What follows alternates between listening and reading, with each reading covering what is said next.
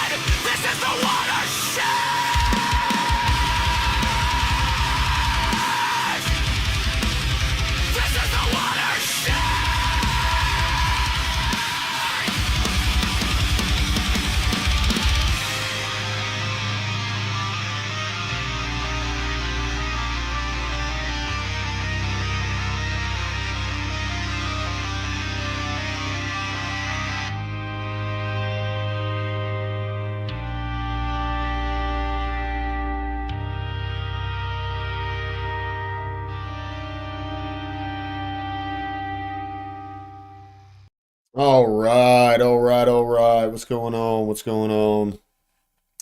I know we're still waiting for some folks to get in, let things kind of move along and see what we can be doing. But in the meantime, we'll go ahead and play some of the longer stuff that I have. Go ahead and watch some Morrissey. I like this guy, dude. Morse is good stuff, dude. Morse is really good.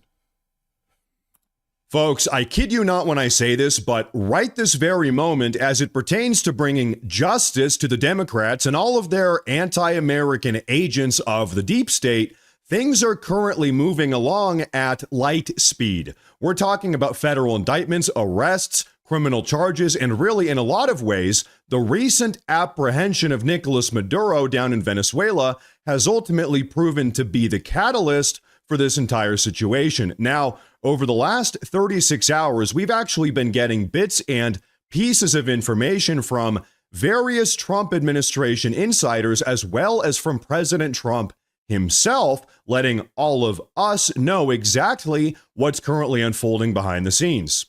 So, folks, today, what we're going to do is really piece this entire situation together. And just for the record, I think all of you are going to enjoy today's broadcast. So make sure to like today's video and subscribe to the channel if you haven't already. But ladies and gentlemen, without further delay, let's get right into the news. Now, to really kick things off here, allow me to introduce all of you to an individual named Ed Martin, who's currently the Associate Deputy Attorney of the Department of Justice and President Trump's personally designated pardon attorney, tasked with investigating not just the criminal behavior of the Democrats, but specifically the legitimacy of Joe Biden's auto pen pardons. You see, for 11 months now, Ed Martin has been quietly doing the work behind the scenes, behind closed doors, building out criminal cases against all of your favorite Democrats and deep state operatives. Now, curiously, Ed Martin actually emerged yesterday afternoon, breaking his streak of professional silence, making two, not one, but two very interesting, very curious posts on his official government X account. In the first of which, he reposted a post which said, quote, "I believe before the midterm election, there will be a line of incarcerated bad guys longer than Black Friday at a Walmart." And this is what I've been saying since I started streaming. Since I started streaming, I have said before the midterm elections this year, we are going to start seeing politicians in handcuffs. We're going to start seeing government employees being incarcerated left and right. And that's for better or for worse, right? It's not, I'm not saying maybe if they commit a crime, put them in jail, right? But I personally err towards the side of, if someone is in the government, that they are specifically, at least people who've been in the government for decades now, they have done so much damage to the country. And like, they hide behind social issues. That's the disingenuousness of it. It's all about following this trend of social issues, and instead of focusing on what's going on with our money, we focus on ways that we can all fight each other. Think about this. Over the past 30 years, the net worth of the people that are in our government has consistently gone up and up and up and up and up. And this entire time, our nation has gone further and further and further and further and further into debt. And the value of our currency has gone down and down and down and down and down. All the while, the people who are supposed to be driving the ship, who are obviously, they've been driving it in the wrong direction for decades now. This is like, aside from partisan politics, the people who have been driving this ship for decades now have done nothing but gotten richer. There are people in our Congress worth over $100 million in net worth. And they make like $200,000, $300,000 a year. The math ain't math in there. To which Ed Martin himself responded by saying, "Fair prediction." Now, if you stop and think about this, it really does make sense. First off, we all know it takes a significant amount of time to build out concrete, bulletproof, airtight criminal cases. That is, if you want them to actually be successful, which is exactly what Ed Martin and his team have been doing for the entirety of 2025. But then, of course, also in the realm of political strategy, doesn't it just sort of make sense to start dropping massive criminal charges sometime during 2026, during the height of the midterm season? I fucking called this, dude. 3-4 months before the midterms, people are going to start getting put in handcuffs. I've been saying this since I started streaming last summer. This isn't like I'm a big brain and I can tell the future or anything. A new precedent has been set in the country. A new precedent has been set. We are now, in this country, no matter how you vote, we are now allowed to like levy criminal charges at people before they go to being elected. We're allowed to do that. Convict them and everything. That's the new precedent. So to think, if that is the meta, to think that the side that you're against would not use that against you when you did it first, you're out of your mind. You're out of your goddamn mind. And I'll tell you this, this is like, I'm calling this now. They're going to say it's lawfare. They're going to say he's weaponizing the justice system. They're going to say everything that was said about them when they did it to Trump. Mind you, this is an establishment of people that have been in politics for decades. And all the while they've been in politics, the value of our money has plummeted. We've been driven further and further and further into debt. And they've all gotten fucking loaded.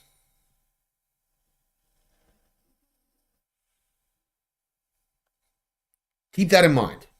When they're going to have their largest impact, of course, insofar as shutting down the Democrats goes, because keep in mind, all of us Americans, myself included, guilty, we've got sort of short memories, politically speaking, at least. Can anyone in the audience tell me the number one political story that we were all talking about in this country 7 weeks ago? I can't. Of course not. Nobody can. We all live in this 24-hour news. 7 weeks ago, it was the Epstein files. Which, again, I called this, that is going to get buried in the news cycle. Just like it did back in 2018. That was buried 6 feet deep. Quick. And no one talked about that shit until this year. That was like 6 years ago. Stamey, what's up, dude? Hey, you want to jump into the Discord?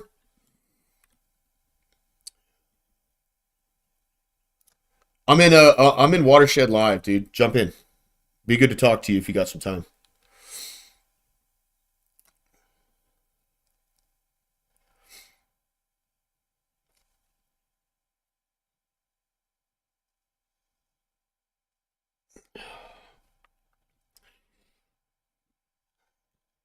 I'm just going through the news. Oh shit.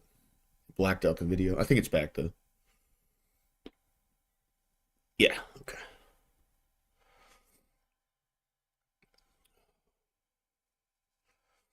Jump on in, my man. Be good to talk to you, dude. For real. All right. Ashton, what's up, dude?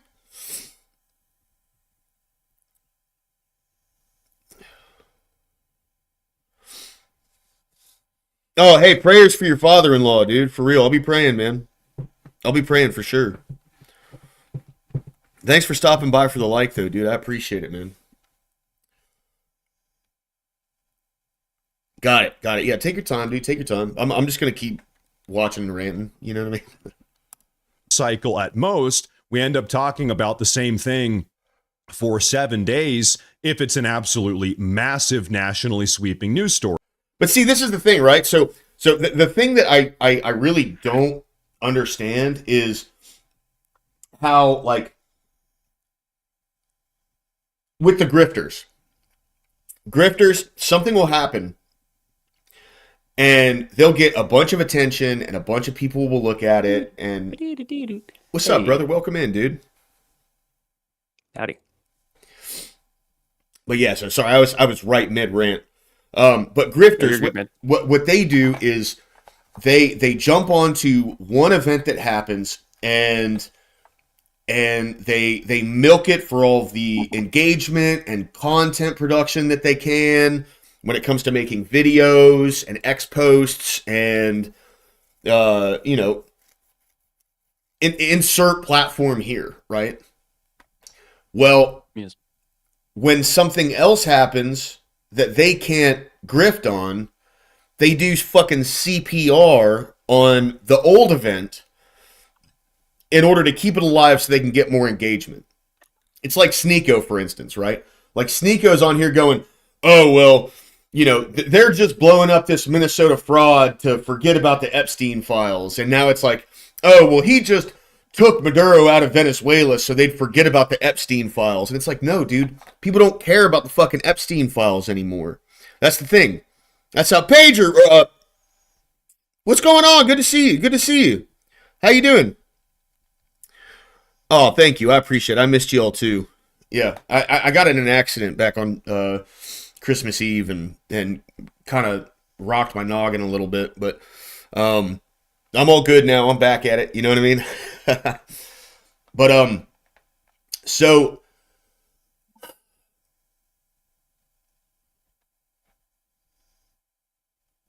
I called this. I called this shit. I told, like, on my stream, I said the Epstein files is going to be a big deal for a while, and it was. It was honestly, it was a big deal for a couple months. But now, oh, yo, hit me up on Discord. I'd love to come on. For real, I would. But it was big. It was a big deal for a while, right? And it kept getting resuscitated because of how shitty the Trump administration handled it.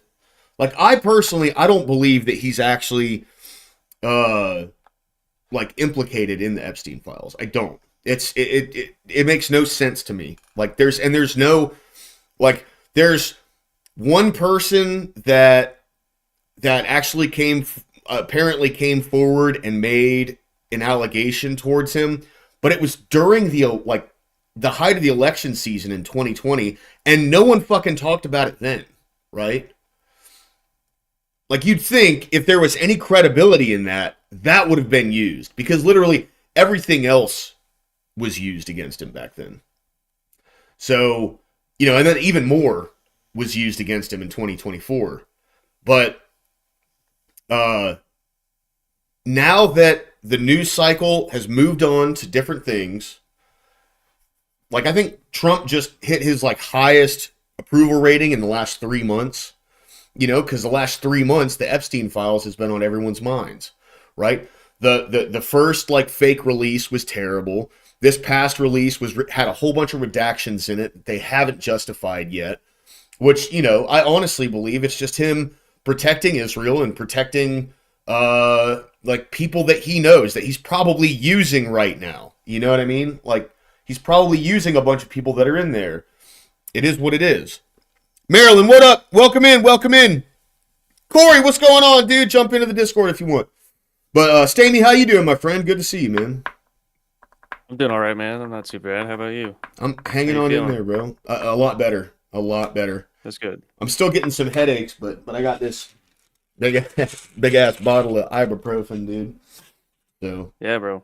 Sleeping with it. Yeah, they're not as bad anymore, dude. That the first week after I got that fracture up here, it felt like my head was gonna explode all day long. Like the headaches were just awful, bro. Like I couldn't work, I couldn't do anything. It was bad, but I'm feeling good now. It didn't look good. That picture you sent me, bro. Yeah, yeah. Well, that's what, bro. Yeah, apparently that's what happens when you get a skull fracture. Is all the blood vessels burst around your eyes or something. Like, I don't know, but yeah, that fucking sucks. Yeah.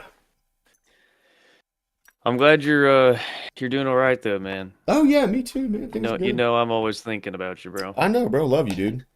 I love you too, buddy. I haven't been in touch with really anybody recently. Well, I mean, I'm starting to now that my head's clear because I can think and but yeah, everything's good, man. I'm back in the game now, brother. You know what I mean? That's good, man. I'm glad you're back. Yeah, me too, bro. Me too. I miss this shit. All right, let's get back into the video. So this is why, as it would seem, the Trump administration is actually... What's up? Is this video about the Venezuela stuff? No, no, actually. No. So here, I'll rewind it since there's a few people in chat. What about the financial side of the Epstein debacle? Yes, brother. Yes, yes, Corey. That is the real question. That should be the first thing on people's minds, right? Because there is a lot of money moved around with all that shit. A lot of money moved around. Folks, I kid you not when I say this, but right this very moment, as it pertains to bringing justice to the Democrats and all of their anti-American agents of the deep state, things are currently moving along at light speed. We're talking about federal indictments, arrests, criminal charges, and really, in a lot of ways, the recent apprehension of Nicolas Maduro down in Venezuela has ultimately proven to be the catalyst for this entire situation. Now, over the last 36 hours, we've actually been getting bits and pieces of information from various Trump administration insiders, as well as from President Trump himself, letting all of us know exactly what's currently unfolding behind the scenes. Now, see, here's the thing, and you remember me saying this on stream. I called this. There are going to be mass arrests this year before the midterms. And I'd say the smartest thing for them would be like 3 or 4 months before the midterms. Maybe even closer than that, 2 or 3 months. That would be the smartest thing for them to do. For the client list, you mean? Like the people that they're going to try and... Oh, no. All the people that like have committed fraud, have let that shit go. Because see, yeah, just in general, yeah. Not just in Minnesota, like the fraudster stuff. Well, yeah, it's happening here in Ohio too, bro. Right. Yep. Bad. It's in Ohio. I mean, it's in every state. I promise you. Yeah, but like I just meant like the two big like sanctuaries for Somalian and is here in Minnesota. No shit. In Minnesota. No shit. Yeah, Columbus. I did not know this, and this is like kind of like a little side story. When I was in treatment, I had a roommate who was Somalian, and he was only there for like a handful of days, bro. And all he cared about was making sure he was on government assistance of some kind so he could get it back to his people in Columbus. And I was like, wait, so you're not even down here for the treatment aspect of this. You're just trying to get some free bread, my dude. Right. Like, come on. Yeah. Well, there's people living on the streets for real that need to be in this place. You know what I mean? Yep. Well, and you know, like go ahead. It off. Yeah, the unfortunate thing like with all you're that. pinching the money off. Yeah, the unfortunate thing with all that, dude, is they were told they were going to be given this when they came here. Think about the last 5 years, right? All of these people that came into the United States were all told, you can come here, you'll get federal assistance, you'll be able to, like, you know, just get food stamps and welfare and Medicare and like all these different government benefits. They were told they were going to get those before they came here. What's up, Chuck Danger? Good to see you, my man. They were told they were going to get this before they even came here. Right? So in one sense, I feel bad for them because if I lived in a shithole country and then some foreign government came to me and was like, hey, you want a bunch of money and to live like in America? Yeah. I would totally fucking do that. Right? Right. So the issue is these politicians that told these people and gave them this opportunity, right, to come into another country and just live off of the workers' tax money. You know what I'm saying? It's a really unfortunate situation that now these people have to fucking go. They gotta go. You know, this is not good for our country. Everywhere too. It is. Like it's like the same thing with like technology too, like with the AI stuff. Like they're shipping out this AI to some of these less developed countries, and these people receive a fucking box, a fancy box that answers every question they ever had. They're like, what is this thing? You know, and it's like then they're trying to they're like, we got to get over to that country, or we need to do this and that to try and. It's crazy, dude. Right. It's all on the hook. Just get them on the hook, and then I don't Mm-hmm. know, dude. Well, see, they come It's here and just you fucking you kneecap their independence immediately. yeah. And then if you, by the way, Never Lucky, what's up, dude? Welcome back, man. Good to see you.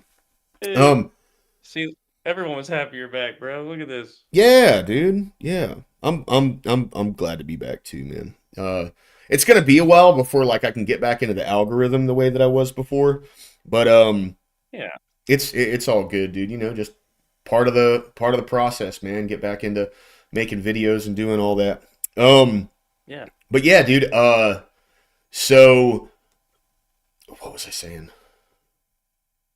You were talking about them coming over and to the when we offer them free monies. Oh yeah, yeah. I mean, I just, Yeah. I feel bad for these folks that like they were brought here and they had their independence kneecapped, and then these government entities have like gotten rid of voter ID first off, but they're working, and they've even said the like quiet part out loud now. They're working to get these people citizenship so they get national rights, right? Like the right to vote and all these things. This isn't Hmm. like it's funny. Yeah. No. I didn't Never Lucky. But uh they get in they get in they've even said that they're willing to give these people citizenship, give them the right to vote, everything. And now you have a group of people that are totally encapsulated by the government because they don't really speak the language and they don't have a way to get out and make any money for themselves. And they're not making enough to go to school so they can really contribute to society or like join some form of like, trade or anything because they don't read English. And now they just sit at home and get tax money and vote. Like it's not a grand conspiracy. Like it's smart, right? And like I hate saying it like that, but that's what they've been doing. The issue is that form of doing this is ruining things for the people that actually pay taxes. You know what I mean? If you didn't like the stream, someone told me you're a weirdo that believes they are God. Lol. Yeah. Oh my goodness. But yeah, dude. I mean, it's just like that's what's been going on along those lines, and now we're finding out that all these politicians that put this infrastructure into place to get these people over here and pay their bills, they're skimming off the top. And they have no oversight over these things, and these people are abusing these systems to the tunes of billions of dollars now.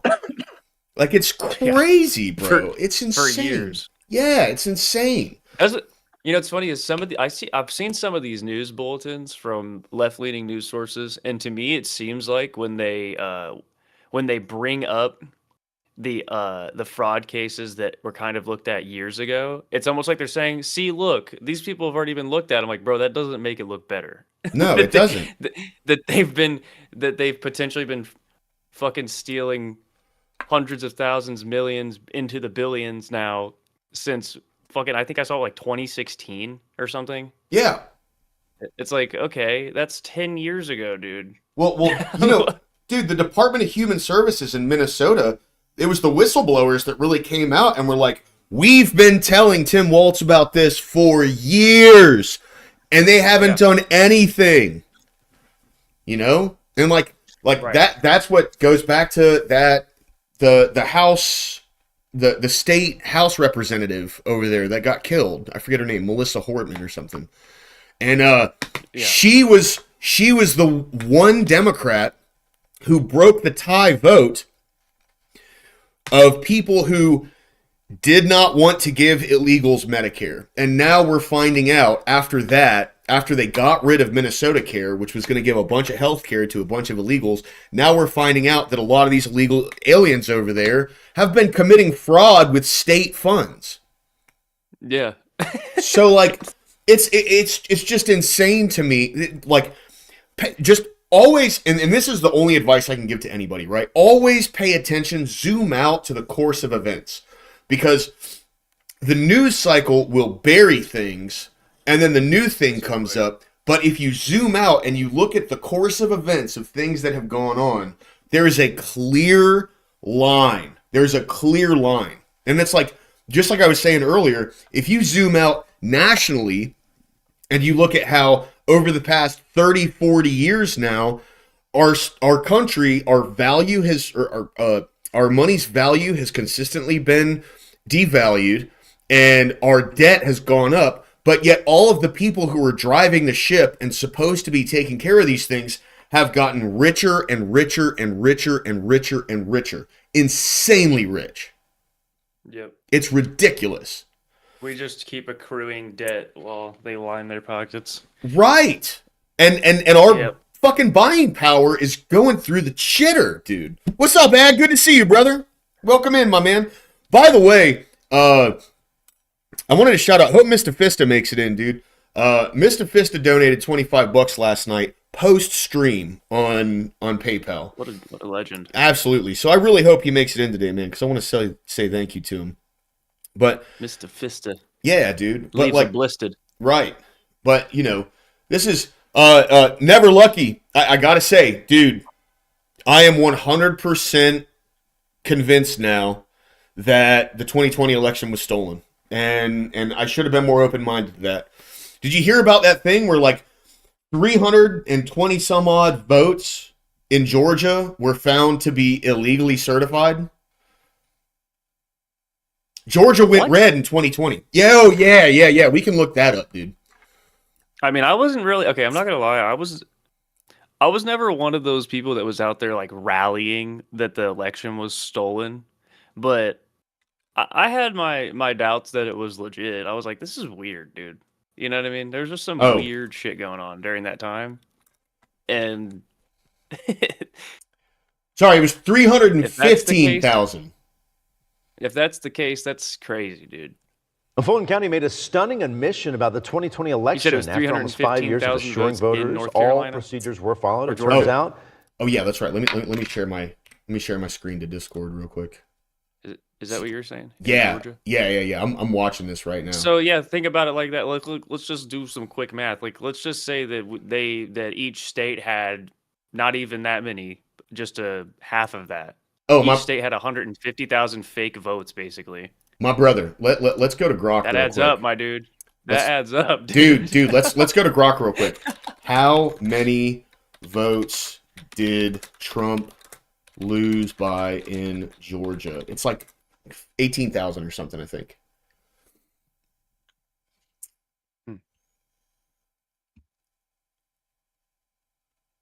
Oh, yeah, sorry. 11,779. That's how much he lost by. in That's the how much he 2020 lost election? Georgia by in the 2020 election. Okay, very narrow, Very narrow. But yeah. That's what So makes it look like it's. That's what makes it look like it's not faked by making it close. yeah. Make it close. Make it seem like it was a tight election. Oh yeah. Well, this is never lucky. 100%. Yeah. But the thing is, this is what they're admitting to now. that may not be entirely true. Now they face some steep fines from the state elections board.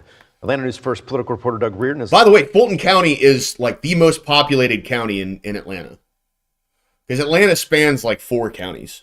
live tonight at the state capitol, where this all came out earlier this month. Doug.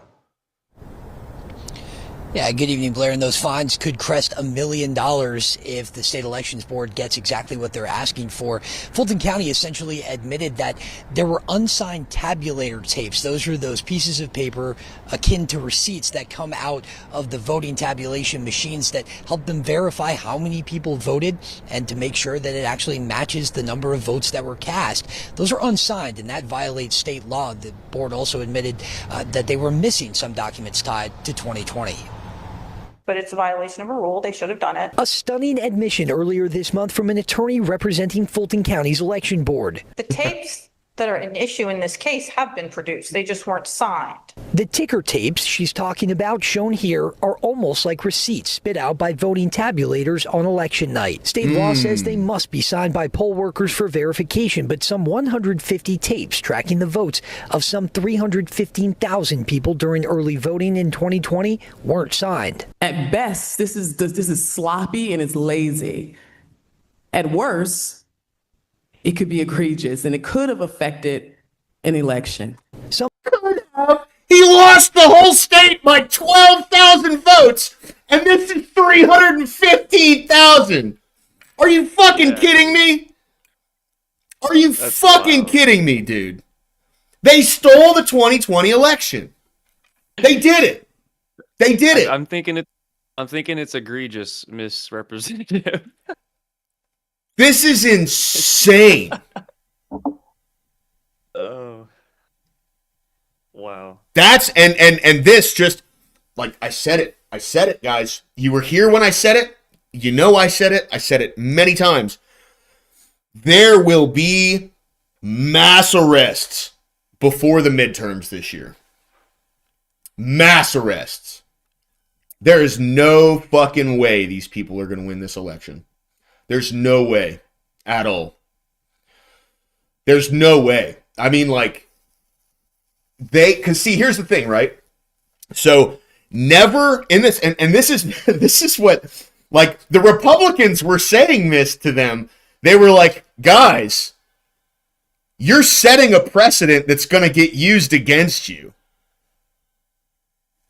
When they went after Trump, they threw, no, 100% never lucky. And like I said, bro, I am sorry that I disagreed with you. I'm sorry that I was so reticent. I hadn't seen it myself. And now they fucking admit it. They admit the whole thing. It's all out there now. Well, so the Republicans told and said this to the Democrats all throughout this last election. Guys, this is going to get used against you. And they continued to try to throw Trump in prison. They got him. He's a convicted felon. They got him convicted on some bullshit charges. Yeah. And now the precedent in this country has been set that you can levy criminal charges, you can convict people, you can do all of this while they're running for office. That was not the precedent before. It had never been done. I think 2026 is going to be the year of fuck around and find out. I really do. Now, granted, I don't like the fact that this is the precedent. I really don't. Yeah. I dislike it. Do I support it? No. But I'm trying to stay rooted in reality here because this is the precedent. I don't like that people get murdered en masse in other countries. But that's what happens. And there's nothing I can do about it.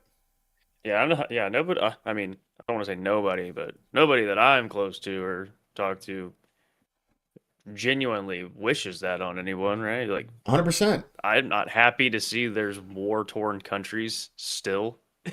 Yeah. That, you know what I mean? And it almost seems like there's some countries that are falling back towards that. You know what I mean? Yeah. And it's like, I don't want that. We've seen history. We're trying our hardest not to repeat history, I would say, a lot of people. But well, history's about to repeat itself, dude. It's trying, yeah, bro. It's like, about to repeat itself. I'm telling you, bro. There's a lot of people. Ilhan Omar's going to get deported.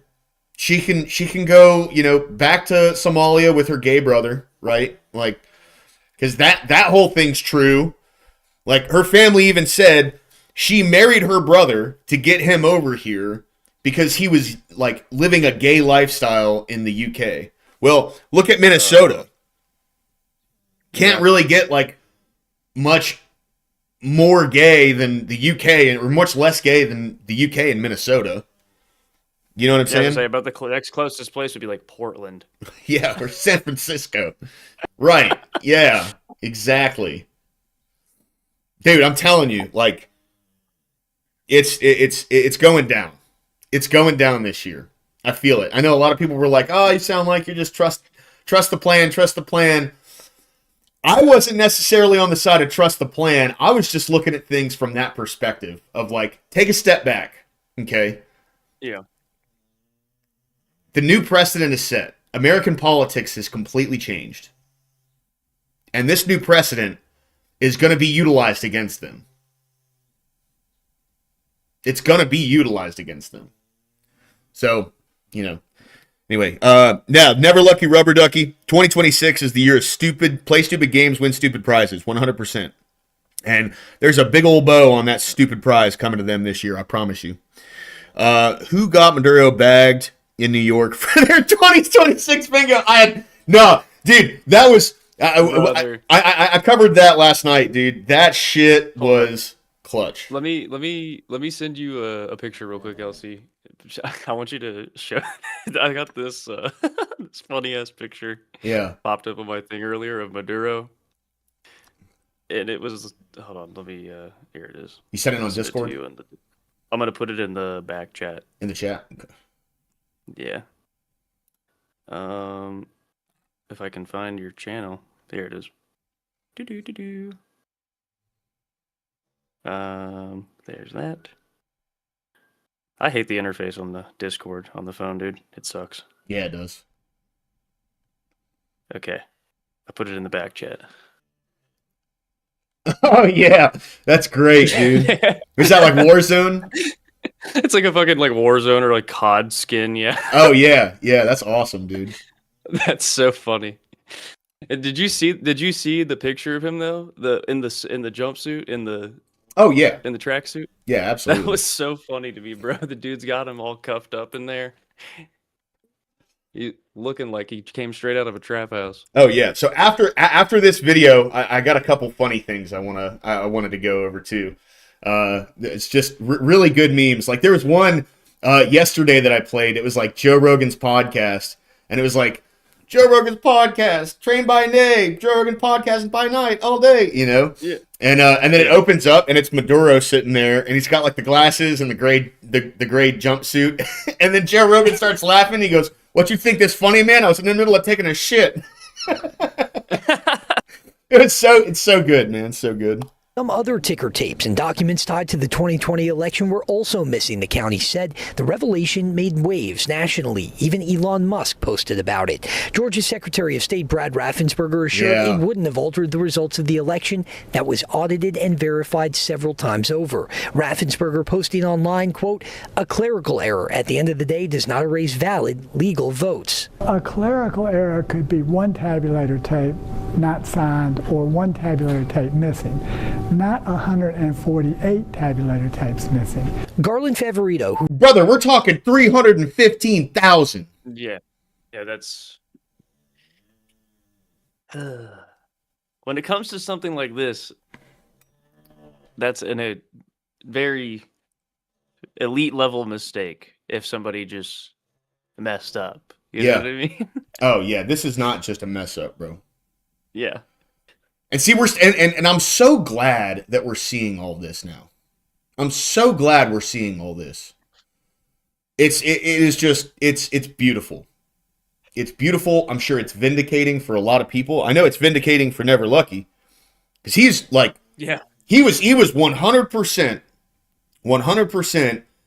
in the boat that election was stolen, and I was like 2080 at first. And then we did that stream where I looked through all the evidence that he'd sent me, and I was like 70-30, 80-20, right? Now I am 100% convinced. 100% convinced. Because that's one state. You know what I mean? One state. And all these other states have completely refused to give up like voting rolls and like Medicare documents and stuff for people who aren't, documented and everything, which they're documented. There's plenty of documentation on them. They just don't want to give it up. But they're illegal aliens, and that's why. Oh man, it's so good to see this, bro. Runs the conservative watchdog group Voter GA, said the admission is disturbing to people who've had doubts about the 2020 election for years. It's not vindication. It's just about accuracy and in the integrity and security of future elections. It's not about vindication. And that wasn't it for Fulton County this month. Just last Friday, that is a judge kind of a down good point, I guess. Like, if you take away the vindication aspect of it, like, it is good. Like, I'm sure there are people that are vindicated, but yeah, the 100%. future, like, looking at the future, it's like, wait, this is possible? We Yep. got to get this shit figured out. You know what I 100%. mean? What the hell? Yep, paper ballots. That's it. Paper ballots and voter ID. That's it. I don't know. I hate being right. Yeah. Yeah. Dude.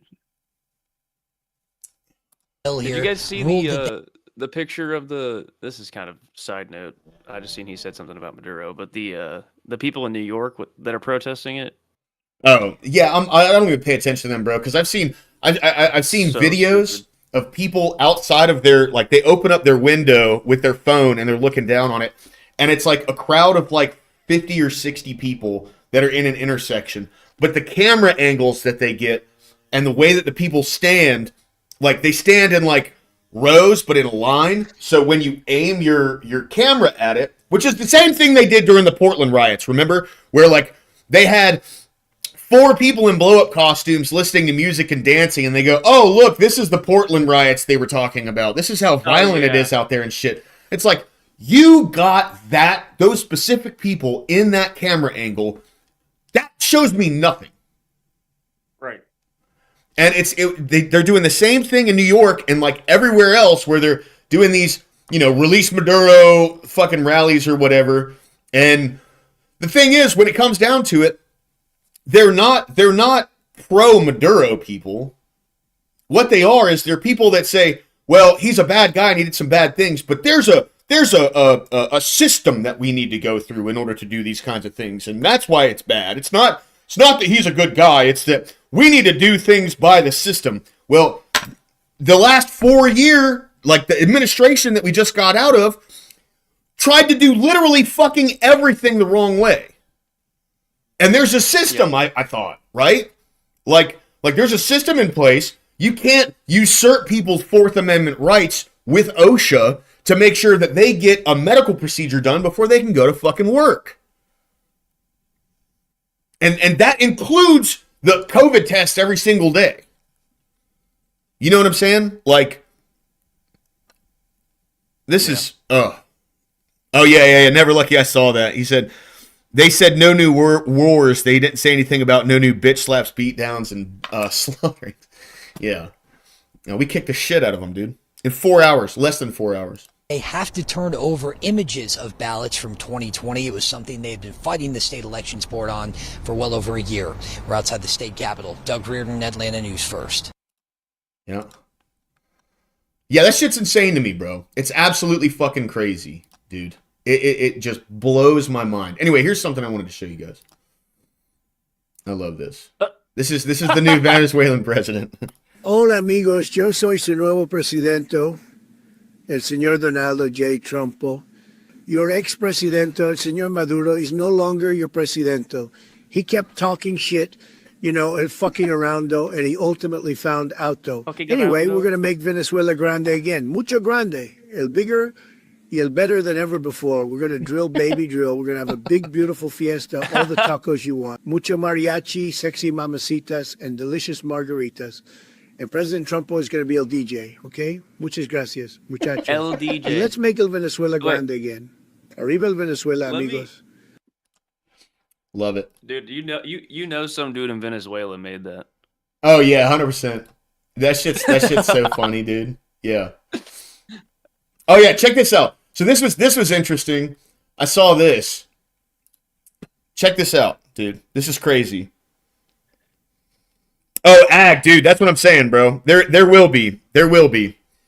This year is going to be like we're going to see something that has never happened in this country before this year. I promise you.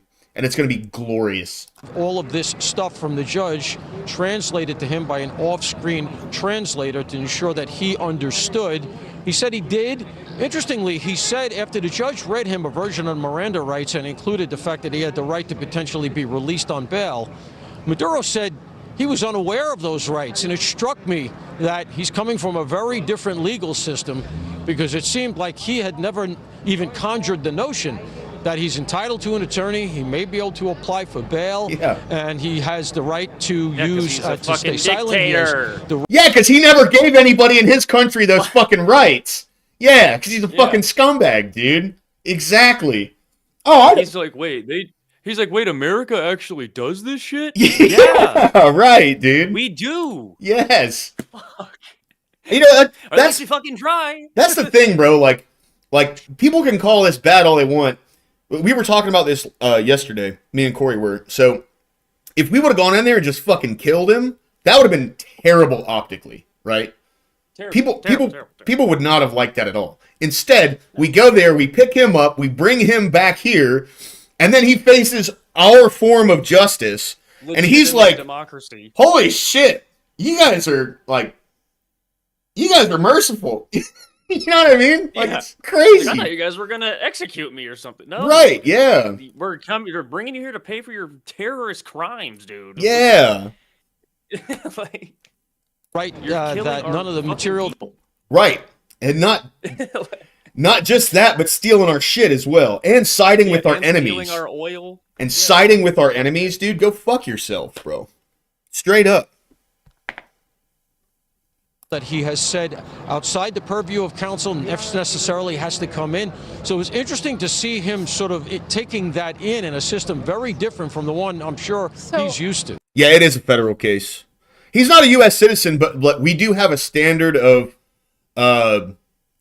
trial by jury, and the way that I mean, like, illegal aliens when they get tried with a crime, you know, by a judge who's actually trying to find justice and not just release these fucking people. You know what I mean? When illegals get tried by crimes, they have the exact same rights as well. You know? Yep. Now, a lot of them get a lot of rights, where these fucking judges in some of these places, they just go, yeah, I know you, penetrated and unalived that girl. $100 bail. Like, what the fuck? You know what I mean? Yeah. It's ridiculous. Lord Brandon, what's going on, man? Rude, what's up, dude? Welcome in, welcome in. But yeah, so that's the thing. It's like, we didn't go over there and kill him. We're not bringing him over here for a kangaroo court. Like, he is facing the American justice system, the way the American justice system works.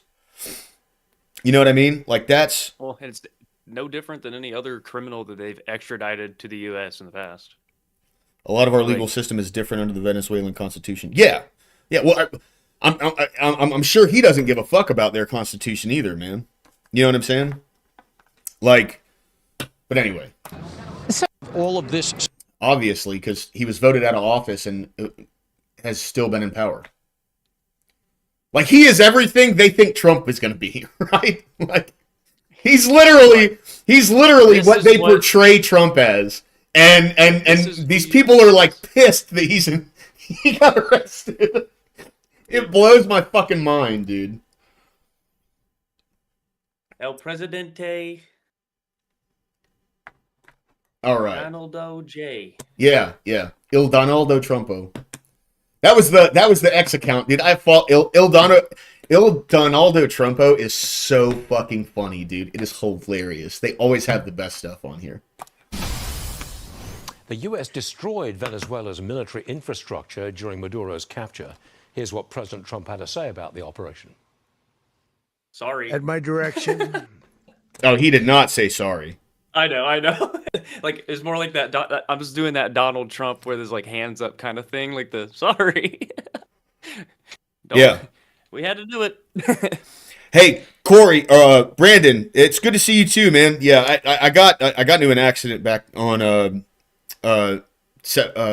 Christmas Eve, and I fractured my skull, a whole bunch of stuff, but I'm good now, and I'm back, dude. Keeping it solid, brother. You know what I mean? The United States Armed Forces Good to see you too, bro. conducted an extraordinary military operation in the capital of Venezuela. Air, land, and sea was used to launch a spectacular assault, and it was an assault like people have not seen since World War II. This was one of the most stunning, effective, and powerful displays of American military might and competence. By the way, I'm not going to spend too much time on Venezuela today. We basically, like, almost the entire stream yesterday was about Venezuela. As I was setting up the show today, I was trying to have like a linear direction to go with what I was going to be covering, because this is the beginning of like the Trump's new security release. I forget exactly what it was called, but essentially what they're saying is we're going to stop focusing on the East Hemisphere and we're going to start focusing on the Western Hemisphere because that's where we live, right? We want to build up both of the Americas. We're going to start taking troops out from the Middle East and start like moving away from, the heartland essentially, and we're going to start building up this side of the world and establishing a strong coalition here, right? And I know that's bad for Europe, but Europe they're not exactly our fucking allies, dude. Like, their governments aren't, at least. A lot of people over there are wicked, like, they're based, and they understand what the fuck's going on, but their governments don't give a fuck about them anymore, right? Like Keir Starmer in the UK, bro. They just got rid of jury by trial. Trial by jury, sorry. My head's still a little fuzzy. He got rid of trial by jury. So now it's a kangaroo court. And they have police going to people's houses over fucking social media posts. These are not our allies. So, I think like what we're going to start seeing here soon is Trump is good at coalition building. He did it great in the Middle East with Saudi Arabia, Qatar, and the UAE, right? And that was very smart. Those are our allies over there. And Israel, if you want to call them an ally. But what I feel is what we're going to start seeing is there's going to be a North and South American coalition built here soon.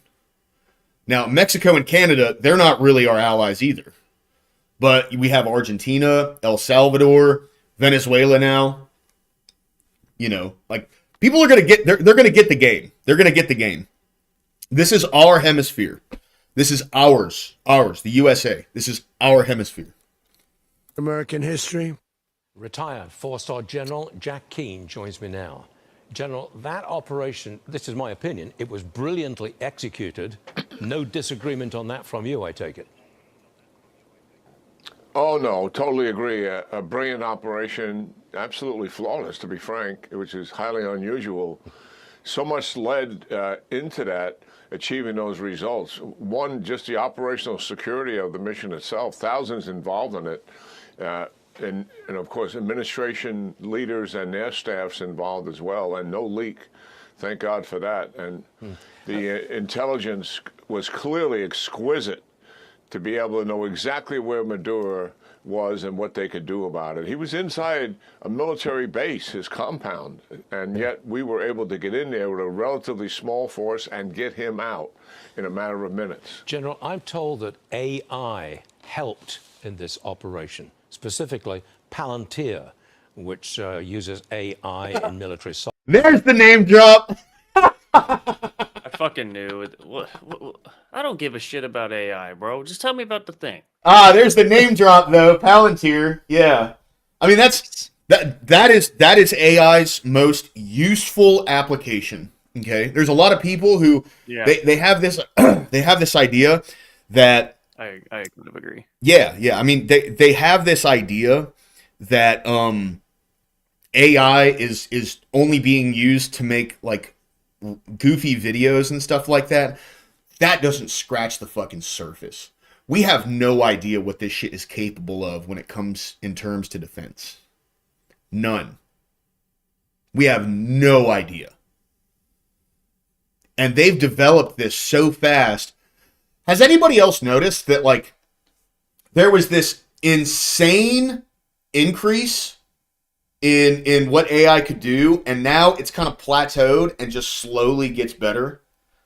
I don't think, like, if you follow the trend of technological innovation and, like, well, maybe not innovation, but, like, technological increase over the past, 40 years, it's basically, like, straight up.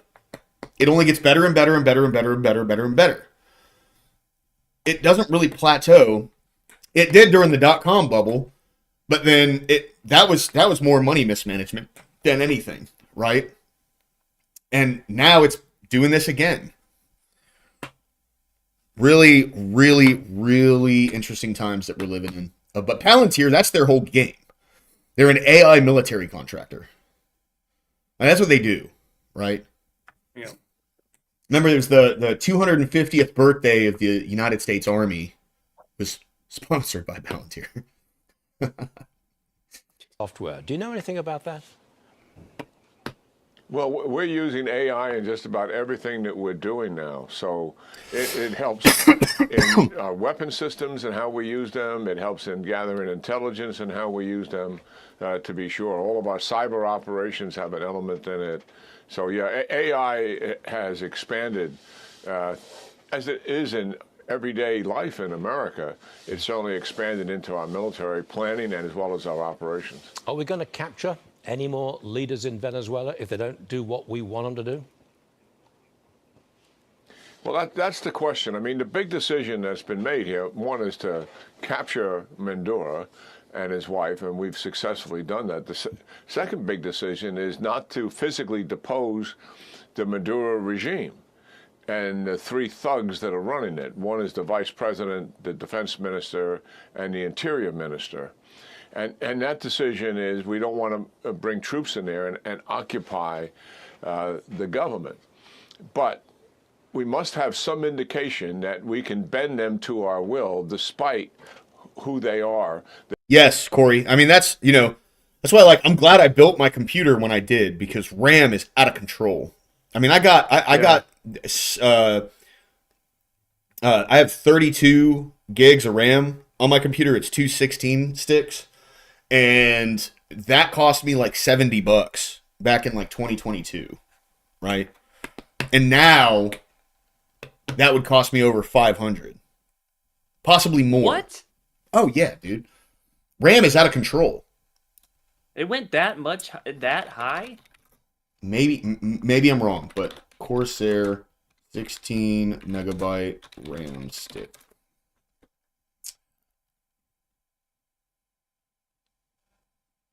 That's fucking crazy. Okay, maybe I'm wrong, but yeah, I'm wrong. I mean, you're not far off.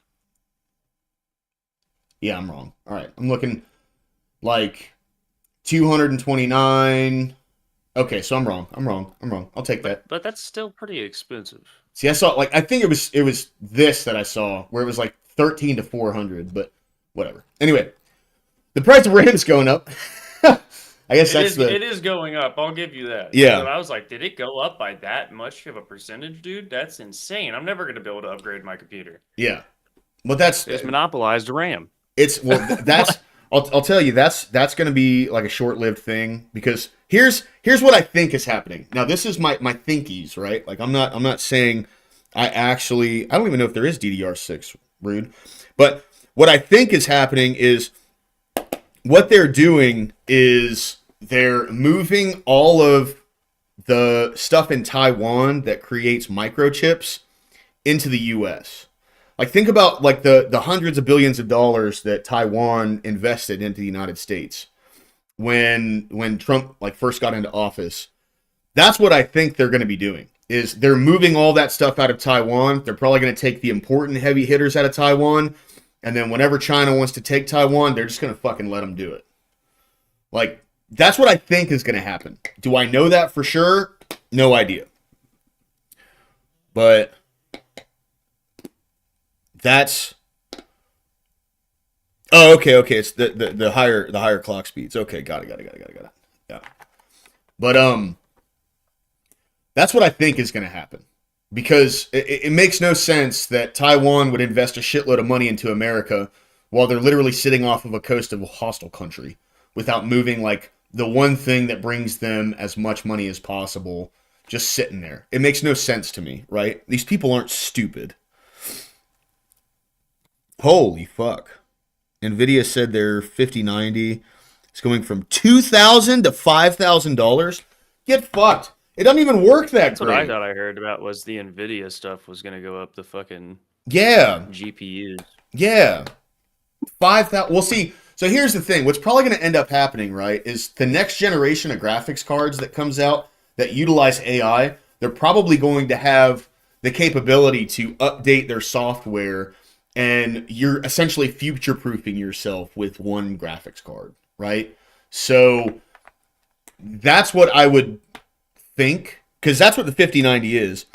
5090 is it's like primarily works off of AI. So it doesn't necessarily operate the same way that graphics cards do. It operates off of AI, and as it's rendering everything, it's rendering things based on where you could move, and not necessarily rendering the entire platform and then where you go.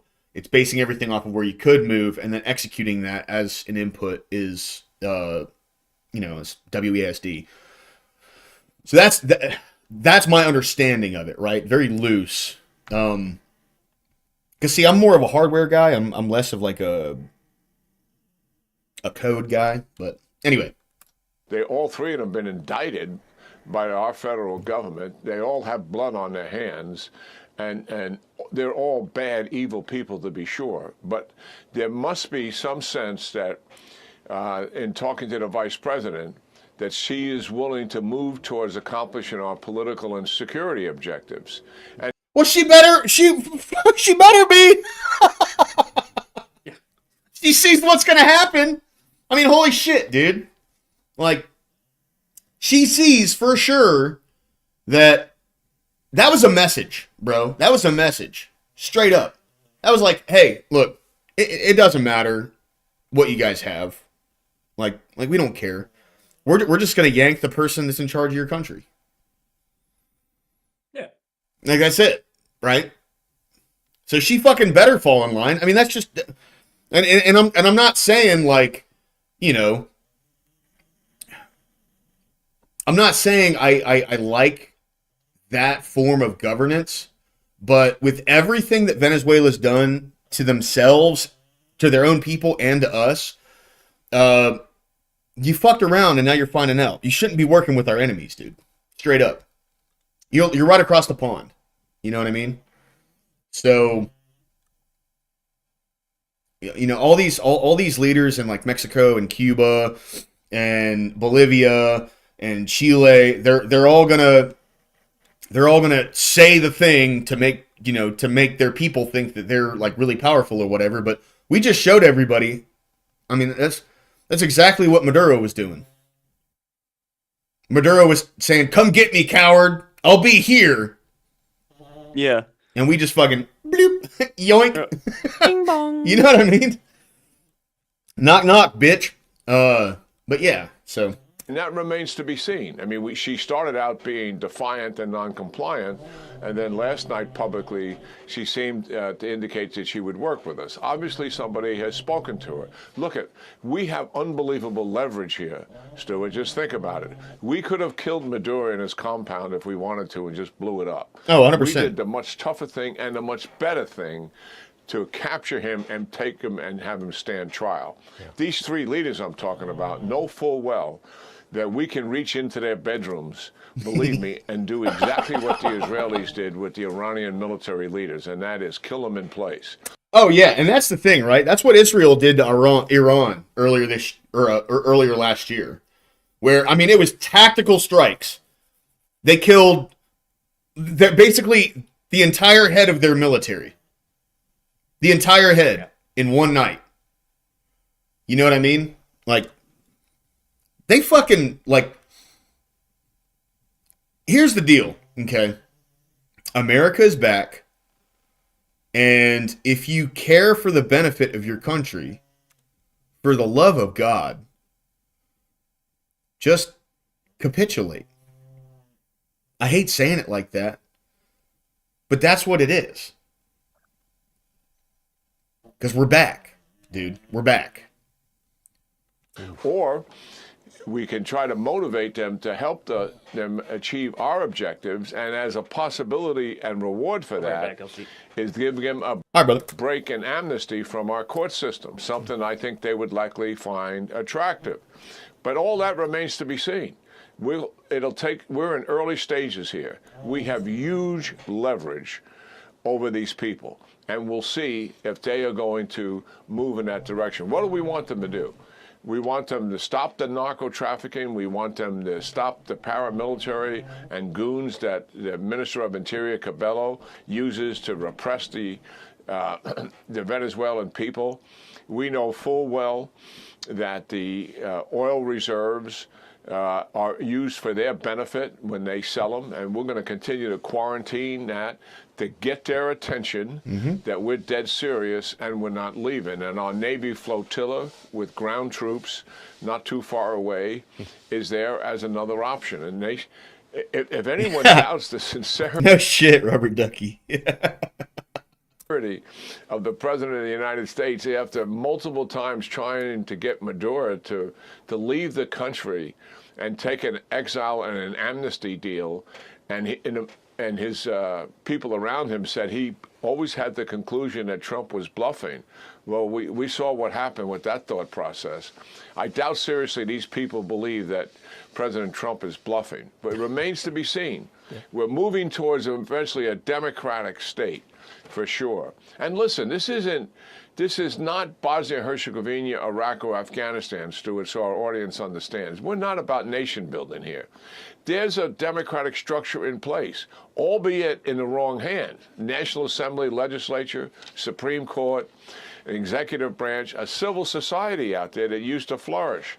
Once we move towards elections and get another Democratic elected official in there running the country, or at least have them transition to that, the civil society will flourish again in Venezuela. Why aren't they in the streets celebrating? Yeah. Because they know the goons and thugs are still out there. Yep. So yes, early stages here. Can you deal with this one real fast, General? President Trump has threatened to come to the assistance of Iranian protesters if Tehran's leadership is harsh with them or shoots them in the street. What could President Trump do to help the Iranian people if they are indeed attacked by the security forces of Tehran? Well, I think the implied threat here, and I'm delighted to see him do it, Ronald Reagan in 1986, when the demonstrators were in the streets by the hundreds of thousands against the Marcos regime, which was a dictatorship to be sure, he told them in no uncertain terms, I'm going to hold you accountable if you fire on those people. And I think that's where we are here. So I do believe we're at a tipping point.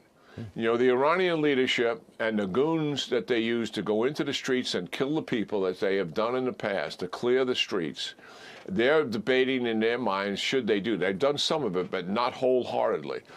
And the people themselves are saying, well, how long should we continue this? How long should we be willing to risk our lives to do this? I think President Trump and his team are very capable of talking specifically to the... Well, Iran already knows this, too. I mean, like, Israel bombed the shit out of them after taking out the entire head of their military. So who knows how much damage was done to their military infrastructure. And then we came in and we got rid of their nuclear capability. So, like, Iran doesn't have much going for them right now, especially with these massive protests all over Iran. Leaders, we will hold you personally accountable if you fire on those protesters. And do we have the capability to do that? You betcha. We absolutely have that capability. General, we seem to be at a turning point, and what a wonderful thing that is. General Jack Keane, thank you very much for joining us, sir. Always appreciate it. All right. So, hey, what's up, dude? So I'm not the biggest fan of Mike Waltz. It was pretty much found out that he was the one that was leaking those signal chats back when, the signal gate was a thing or whatever, It's another thing buried by the fucking by the news cycle. But Mike Waltz is the ambassador to the United Nations. He was kind of in tight.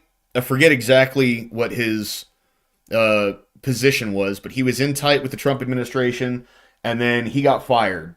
Now he's the ambassador to the United Nations. Entering the United States and increasingly Europe. As Secretary Rubio stated just yesterday, this is the Western Hemisphere. This is where we live. And we're not going to allow the Western Hemisphere to be used as a base of operation for our nation's adversaries and competitors and rivals of the United States. You can't turn Venezuela into the operating hub for Iran, for Hezbollah, for gangs, for Cuban intelligence agents, and other malign actors that control that country. You cannot continue to have the largest energy reserves in the world under the control of adversaries of the United States, under the control of illegitimate leaders, and not benefiting the people of Venezuela, and stolen by a handful of oligarchs inside of Venezuela. But it doesn't stop there. Numerous UN and international human rights organizations have issued reports. And let's not forget, dude, when Reagan did this, they shot Pablo Escobar in front of his family in his front yard. We're giving this guy trial by jury. Just keep that in mind. Documenting. Oh, it's over. Okay. All right. So, moving into the next topic I wanted to cover, because, first. Sorry, I must have organized these wrong. All right.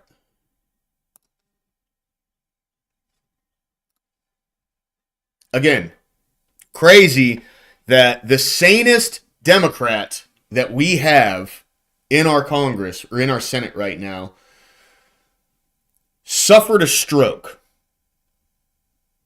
and almost went brain dead 2 years ago. So Senator Chris Murphy, your Democratic colleague, called the operation wildly illegal. America doesn't want this war. Nobody asked for this. And I think the most important conversation to have is Venezuela is not a security threat to the United States. They're not threatening to invade us. Do you want to take this on? I respect my friend in Connecticut, but we have different views on this and perhaps other views as well. I just said this on my social media that, remind everybody that America is a force of good, order, and democracy, and we are promoting these kinds of values. We are the good guys. Let's pretend that now we are acting in a way. Now, remember, we all Democrats years ago wanted to eliminate him, and why have a bounty of $25 million if we didn't want him gone? Why would you do these things if you weren't willing to actually do something other than harsh language? Because politicians are all fucking talk. That's all they are. Yeah. Why would you put a $25 million bounty on this guy and then bitch about arresting him? What sense does that make?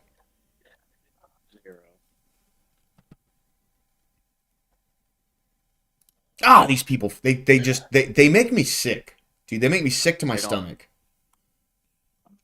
Politicians, man. So, moving into politicians. Folks, I kid you not when I say this, but right this very moment, as it pertains to bringing justice to the Democrats and all of their anti-American agents of the deep state, things are currently moving along at light speed. We're talking about federal indictments, arrests, criminal charges, and really, in a lot of ways, the recent apprehension of Nicolas Maduro down in Venezuela has ultimately proven to be the catalyst for this entire situation. Now, over the last 36 hours, we've actually been getting bits and pieces of information from various Trump administration insiders, as well as from President Trump himself, letting all of us know exactly what's currently unfolding behind the scenes. So, folks, today, what we're going to do is really piece this entire situation together. And just for the record, I think all of you are going to enjoy today's broadcast. So make sure to like today's video and subscribe to the channel if you haven't already. But ladies and gentlemen, without further delay, let's get right into the news. Now, to really kick things off here, allow me to introduce all of you to an individual named Ed Martin, who's currently the Associate Deputy Attorney of the Department of Justice and President Trump's personally designated pardon attorney, tasked with investigating not just the criminal behavior of the Democrats, but specifically the legitimacy of Joe Biden's auto pen pardons. You see, for 11 months now, I'm going to let this run for a second, but I'm going to go grab a drink. I'll be right back. Ed Martin has been quietly doing the work behind the scenes, behind closed doors, building out criminal cases against all of your favorite Democrats and deep state operatives. Now, curiously, Ed Martin actually emerged yesterday afternoon, breaking his streak of professional silence, making two, not one, but two very interesting, very curious posts on his official government X account. In the first of which, he reposted a post which said, quote, "I believe before the midterm election, there will be a line of incarcerated bad guys longer than Black Friday at a Walmart." To which Ed Martin himself responded by saying, "Fair prediction." Now, if you stop and think about this, it really does make sense. First off, we all know it takes a significant amount of time to build out concrete, bulletproof, airtight criminal cases. That is, if you want them to actually be successful, which is exactly what Ed Martin and his team have been doing for the entirety of 2025. But then, of course, also in the realm of political strategy, doesn't it just sort of make sense to start dropping massive criminal charges sometime during 2026, during the height of the midterm season, when they're going to have their largest impact, of course, insofar as shutting down the Democrats goes? Because keep in mind, all of us Americans, myself included guilty, we've got sort of short memories, politically speaking, at least. Can anyone in the audience tell me the number one political story that we were all talking about in this country 7 weeks ago? Epstein files. That's an easy one. That was a softball. A lot of people probably can't, but Epstein files was everywhere 7 weeks ago. Can't, of course not. Nobody can. We all live in this 24-hour news cycle at most. We end up talking about the same thing for 7 days if it's an absolutely massive, nationally sweeping news story. So this is why, as it would seem, the Trump administration is actually saving. They're currently sitting on top of all of these bombshell arrests and criminal charges for the height of the 2026 election, the midterm cycle, to really maximize their impact. But now, like I said, Ed Martin actually made a second very curious post yesterday afternoon. In this case, he responded to someone saying, quote, "It's going to be wild when Maduro tries to plead to lesser charges by proffering evidence that the 2020 election was stolen." And that's a huge thing, because a lot of people have talked about how there's a good chance that since Dominion was operating out of Venezuela, that elections have been being subverted through Venezuela. And if that's the case, we got the fucking guy. Yeah, 100% never lucky. Go ahead. That's just interesting to hear. Yeah. So we'll see. And this guy, this Ed Martin guy, this dude's on the inside. He's not saying shit, but he's saying a lot. You know what I mean? Like, it's really interesting. Of course, to which Ed Martin responded simply, with an exclamation point. So, folks, now we're not only getting a wink, wink, nudge, nudge confirmation from Ed Martin himself that Joe Biden's auto pen pardons are in fact going to be overturned and that we can expect massive arrests during the 2026 midterm season very soon. But now we're also seeing that Maduro is in all likelihood going to start singing like a canary, absolutely torching all of the Democrats that worked tirelessly with Venezuela, with Maduro, to rig our elections. But now, folks, this entire situation actually continues to get even more curious because similarly, yesterday afternoon, former National Security Advisor General Michael Flynn also posted something very curious. Effectively, what he did was repost a Truth Social post from none other than President Trump, in which he says that the CIA toppled the U.S. government on November 3rd of 2020, about 5 years ago, and that Dominion deleted 2.7 million Trump votes in the 2020 election nationwide. Folks, President Trump said this on his own Truth Social. General Michael Flynn retweeted it yesterday afternoon. And by the way, to put all of this into context, President Trump actually made that post within, I kid you not, 2 hours of Nicolas Maduro getting apprehended by U.S. Special Forces. So let me ask all of you folks a question. Why do you think it is that literally the first thing that President Trump publicly says immediately after apprehending Maduro after a midnight raid in Caracas, Venezuela, has to do with election interference and a CIA coup? Well, I think we all know why. In fact, maybe it has something to do with the fact that President Trump had his new CIA director, John Ratcliffe, looking over his shoulder in the command room as they watched together Maduro get apprehended live in real time. Folks, as they say, the times, they are a-changing, and to say the least, they are a-changing very fast. In fact, ladies and gentlemen, I actually personally looked around and on top. Hey, look, I'm not going to break my spine patting myself on the back, guys. But when I turn out to be right, just remember I called this last year. I called it last year. It's all. Just remember that. Top of everything that we've already discussed so far in today's broadcast, since Maduro's apprehension right around 36 hours ago, a day and a half ago, President Trump has personally talked about election interference well over half a dozen times publicly.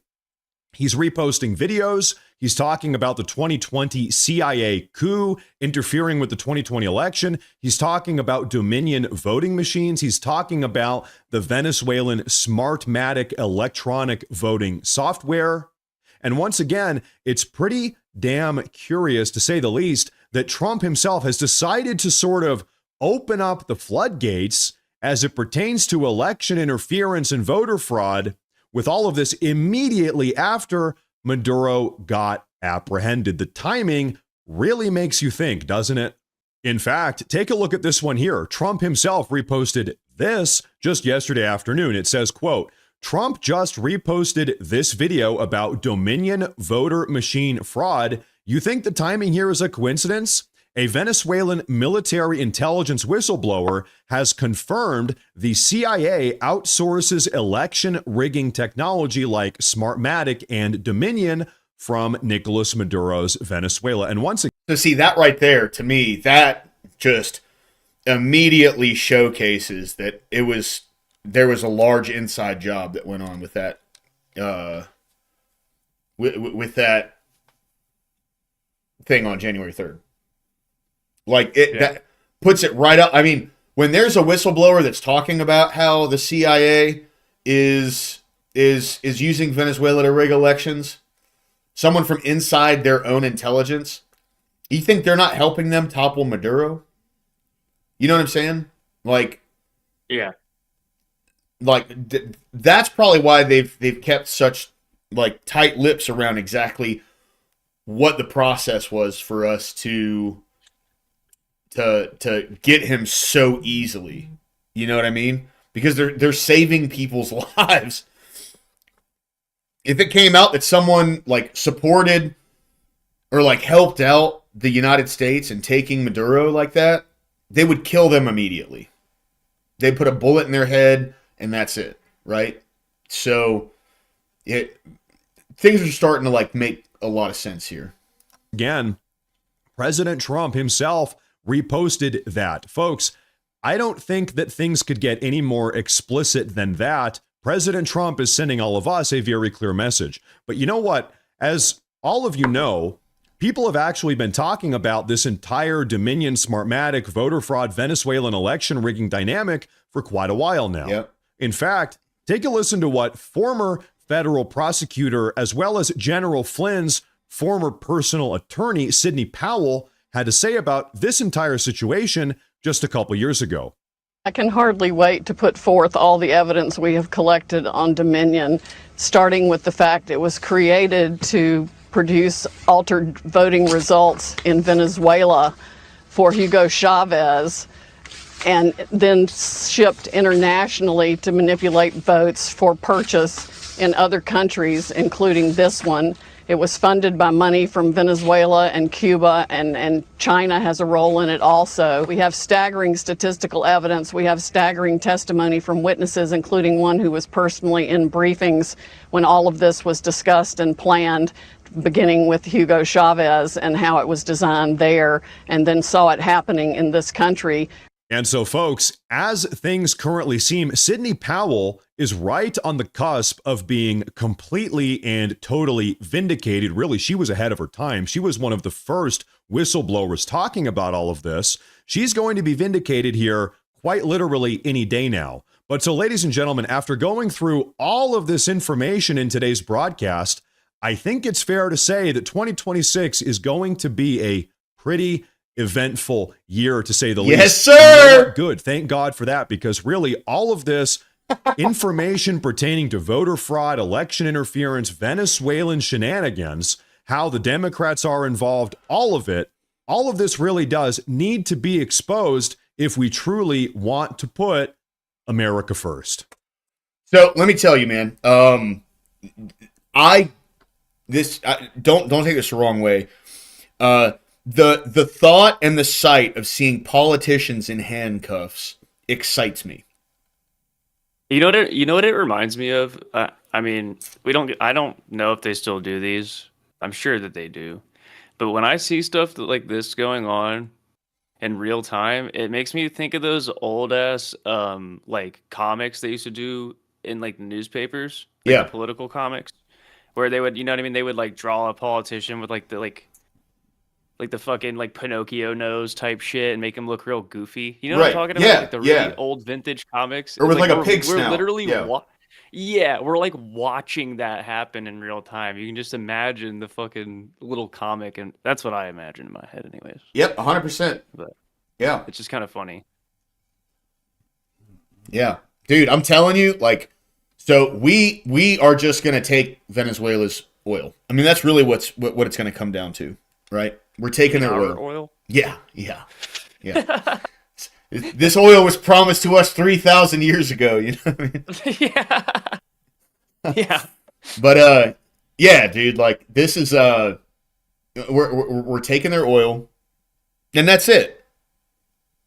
Now, here's my thing. What I hope for, right, is I hope that we do this in a way that benefits the people of Venezuela. You know what I'm saying? But wait. Is there something going on today? Is there going to be a press release? I'm gonna keep my eyes on this tab. No idea, dude. Honestly, I've been pretty out of touch with politics and and stuff for probably a couple months now. I've just been seeing things pop up. You know, like I saw obviously the videos of the bombs and stuff. Yeah. And but I've been pretty out of touch with a lot of the politics lately. All right, so this is just a couple hours ago. Trump talking from Air Force One. Mr. President, Okay. you came from a different way this time. Yeah, a little bit different. We have some good people. We have Senator Lindsey Graham. Hello, We everybody. have Howard Lutnick, Commerce. Why are his ears all We have a oily? lot of people. We go have Aaron, back. we have a What? Yeah, hold on. His ears were all oily. You see, like the shine and on his nose. Commerce. Bro, We have Steve. It's just something funny to put. See, I don't mind poking fun at Trump, dude. Like he's Yeah, I mean- fucking goofball to some degree. You know what dude, I'm he saying? is. I mean, listen. I remember when I voted for him in 26 back in what was that, 2016, Yeah. 2015. Well, no, yeah, when he won the first election. Yeah. Voted in 2016. He took office in voted in 2015. He took office in 2016. Yeah, 2016. He I mean, even then, dude. Like, I remember watching like the day, like when they told us who the president was going to be. Like when they, you know what I mean, like counted all the votes up and he won. Yeah. Me and my all of my my sister, my brother-in-law, and like my nieces and nephews were all together, and I remember all three of us were like. Just kind of laughing because it's like this goofy ass man really won. Mm-hmm. You know what I mean? Like, because he really is just like a goofy dude. Yeah. But when you like remove the goofy aspect of it, this man knows how to move the pieces on the board. He's a fucking badass. A lot of people want, Yeah. A lot of people want to go back in time and point out, like, when people talk about, they don't do this as much anymore, but they did. I feel like in the 2016 election, they talked about his like failed business ventures quite often. They're like, well, how he's gonna, he's gonna tank the country's economy. You know, what about this and that? I'm like, brother, when you have that type of money and you're constantly moving the pieces. Some of the pieces are gonna fucking miss, right? You're not gonna capture every fucking other piece on the board. You're gonna lose some pieces. Yeah. Like, he wanted to be knows how to do this shit. He wanted to be synonymous with like the Walmart of businessmen, right? Like that's what he tried to do, and it doesn't. The market works its way to figure out who's on top and who's not. Scott Hotfit, what's going on, my brother? Welcome in. Always good to see you, my man. But yeah, so like he wears a shitload of makeup and he's actually bald, but he has like a weird way of doing his hair to kind of cover that up. Well, he's not bald, but he's real thin up top on his hair and everything. Yeah. And, his makeup ends like right here, so you can see the true color of his skin. Like he's just kind of a goofy looking dude, right? But yeah, that does not take away from how much of a fucking badass this guy is. I mean, he really is like. I mean, just dude. because you look silly doesn't mean that you now have less ability. Right. Yeah. To do something. Yeah. Unlike a lot of these like hardcore lefty people, because the sillier someone looks in that direction, the less capable they are of fucking anything. I would say that's generally true, but there's definitely cases where if you walk up and have blue hair and 25 piercings in your face, I'm just going to instantly assume I'm not sorry. That's the exception, not the rule. Yeah. Right, exactly. Yeah. Hello, we have a lot of people. We have Aaron. We have a lot of people. Go ahead. Hi, Mr. President. Have you spoken with any of the U.S. service members who were injured during that operation in Venezuela? Yes, we have calls into them. I want to speak. They're all in good shape. Can you detail what watching that was like when all of this played out in Venezuela and what Maduro was doing that moment? Well, I knew the possible danger. I mean, it was a very dangerous operation. It was amazing that we had a few injured, but all are in good shape right now. But I knew there was great danger. You got off a helicopter. The helicopters were being shot at. They got on the ground. They were amazing talent and tremendous patriotism, bravery. The bravery was incredible. Lindsay, they got off the helicopter and the bullets were flying. Absolutely, Scott.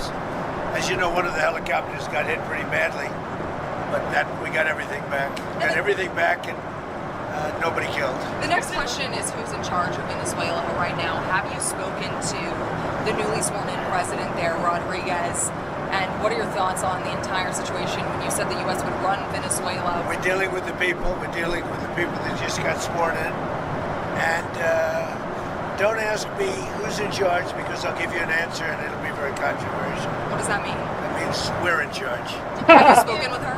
We're in charge. Have you spoken with her? No, I haven't. But No. Do you want to? He said nope. Nope, I haven't talking to her. We're in charge, though.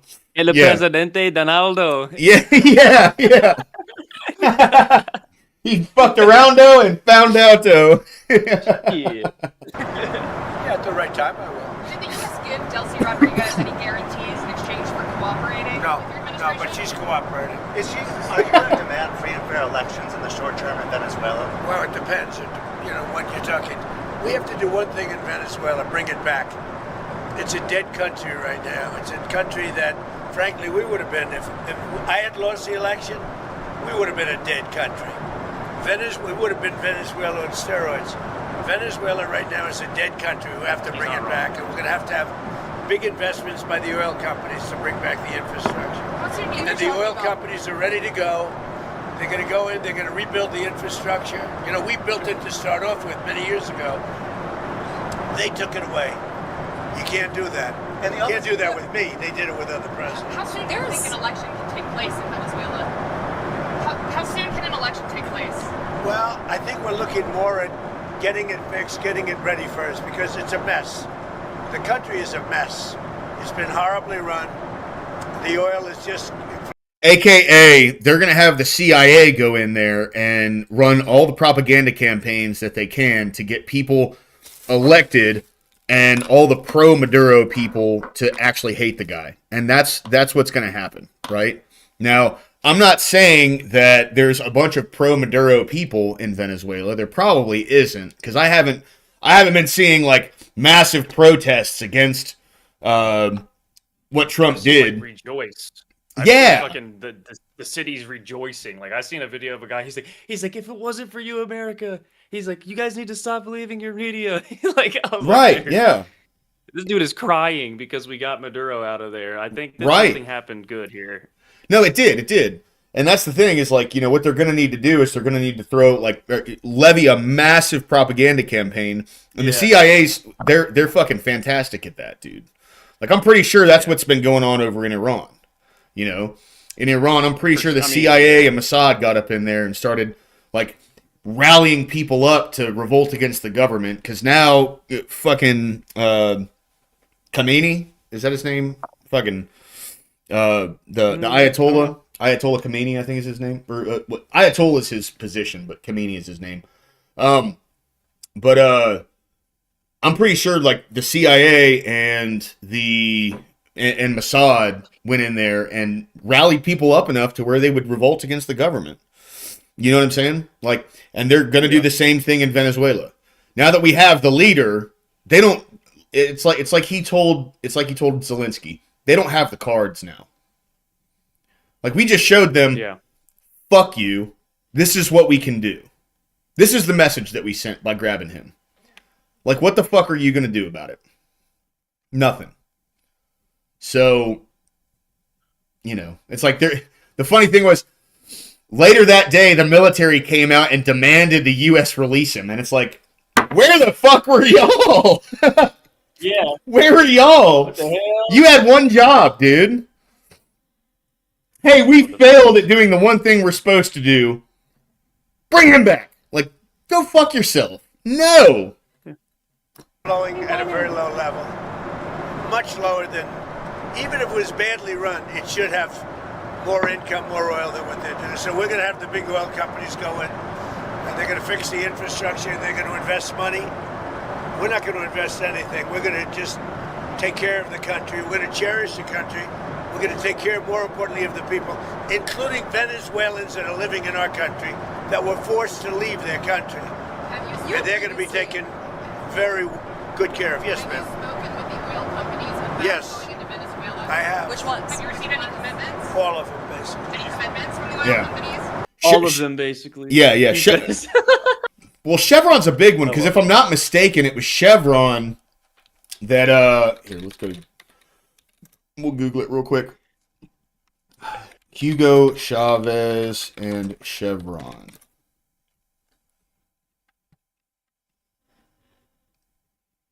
Okay. That forced U.S. oil giants ExxonMobil and ConocoPhillips out of Venezuela, but Chevron negotiated to stay. Okay, so it wasn't that he forced Chevron out. He forced out ExxonMobil and ConocoPhillips, but Chevron worked with him.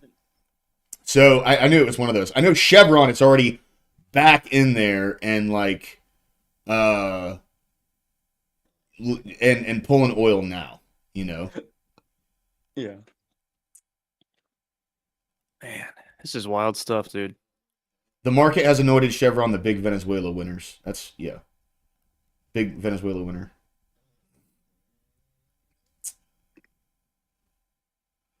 Yeah, because I mean they've like I know The risky bet. Yeah. Oh well, I mean, dude, the country's like fucking. Yeah. Like they just lost their leader. Now there's going to be possibly some kind of a power vacuum. But if what he's saying is true and we are in control, that power vacuum is not going to pull anybody big in. Like because they already see Scott. Thank you, man. Appreciate you, brother. They already see what the fuck happens. They already see, right? So like, because it's the thing is, it's not like we just went to his compound and like blew a hole in the wall and extracted him out. We completely shut down their entire military infrastructure. We destroyed a power plant, which basically cut power to everything. They had no way to get their people around. They couldn't do anything, and we just came in and fucking yoinked them, right? And we did all of that in less than 4 hours. So, if we could do that in less than 4 hours, expand that time frame to 2 weeks, they would be, they'd get fucking bodied, and they know that. They want to go in so badly. Did you speak with them before the operation took place? Yes. Did you maybe tip them off that way? Before and after. And they want to go in, and they're going to do a great job for the people of Venezuela. And they're going to represent us well. But the infrastructure is rusty, rotten, most of it unusable. It's old, it's broken. You see pipes laying all over the ground. Nothing's been invested for years. Chevron's in, as you know, they've done a good job, but even they haven't been in a position to invest money because they're at a month-to-month basis. What happens to this? They're only there because I wanted them to be there. Yeah, are there any contingencies in case the military in Venezuela is unhappy with the U.S. and the way it's running Venezuela? Do you guys have plans for anything? So Venezuela thus far has been very nice, but it helps to have a force like we have. We were ready for a second wave. We were all set to go, but we don't think we're going to need it. There's about 17 billion worth of oil reserves in Venezuela. More. Is that going to be? You mean trillion? And is that going to be Did you something? say billion or trillion? I said billion. You said 17 billion? It's much more than that. Okay, so what is going to happen to those reserves? It's much more than that. She seems pretty friendly, like, to him as a reporter, and he's still so fucking hostile. I love it. I love it. Dude, I mean, I think his thing is like, dude, he's just so tired of fucking reporters that are, you know what I mean? Like, misquoting, or he doesn't care what it looks like. He wants just the facts out there. So, like, it might be like a little standoffish, but like, I don't blame him. It isn't 17 billion. It's a trillion. Yeah.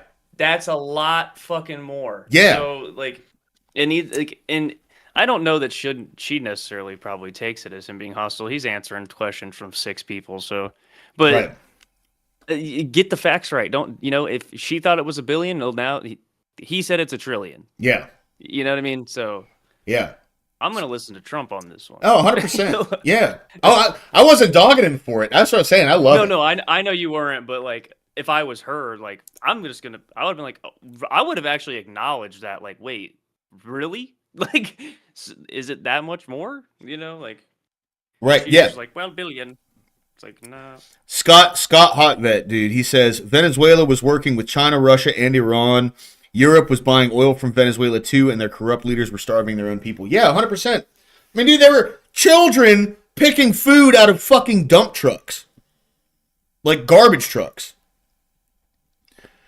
Like, that's what's been going on over there. I remember back in 2017 seeing the videos of people hunting stray dogs in the street for food for their families. You know what I mean? And yeah, apparently they owed Iran like $100 billion or something like that. And Iran's not getting that fucking money. They're gone now. That's out. Peace out, bro. You know what I mean? You're not getting that shit back. Run everything. We're going to run it, fix it. We'll have elections at the right time. the main thing you have to fix, it's a broken country. Oh, look at this headline on the bottom. It says, Pete Hegseth to strip Mark Kelly's retired rank over seditious video. They're going to take his pension. Yeah, fuck that dude. I remember when those videos came out, dude. That was crazy. You had like former CIA and military officials coming out and saying, you don't have to follow illegal orders. Well, first off, what's an illegal order? But second off, when you're in the military, you know, if you go against whatever your higher up tells you to do, you're going to get court-martialed. Like, that's insane. There's no money. There's inflation. Like we would have had, if I didn't win this election, we would have been Venezuela on steroids. Lindsay would know that. You might say something on that because we were talking before. We would have had a doubling up of very bad things that cost us a lot of money, like welfare, frankly. We wouldn't have had jobs. And instead of having $18 trillion in, we would have had at least $5 to $10 trillion leaving the country. So our costs would have gone up, and all of the money that's, we're setting a record. It's long broken. And that's it. That's after 10 months. We haven't included the 11th month yet. So we think we're going to hit over $20 trillion. The all-time record is 3 by another country known as China. About 10 years ago, they did 3. We're going to do close to 20 trillion. By the way, there has never been anything like this ever before. And it's all because of tariffs and the election, but it's because of tariffs. There was a time. Without tariffs, we wouldn't have 10 cents being invested. There was a time back in 2016, I remember your RNC speech, and you were saying that regime change and nation building. Where? When you were speaking at the RNC back in 2016, Go you ahead, were criticizing regime change and nation building, the U.S. being involved in that. It seems obviously that your stance has changed on that. What led to that? And is the U.S. nation building now? Is that? This isn't a country that's on the other side of the world. This isn't a country like we have to travel 24 hours in an airplane. This is Venezuela. It's in our area. The Don Road Doctrine. The Don Road Doctrine. I remember seeing that quote on X, and I was like, there's no fucking way. And he actually said that shit, dude. Yeah. Is that what you would Crazy. say, that we're in the business of nation? I actually do have to hop off here, though. I got to go to the store before it gets too late. Yeah, dude. Yeah. Go to the store, man. It's good talking to you again, bro. Yeah, bro. Absolutely, man. Don't hesitate to hit me up, man, if you want to chat. Oh, I will, bro. Definitely. You guys have a good rest of your night. Bye, chat. Love you guys. See you at the next one. Hey, love you too, brother. Peace. Peace.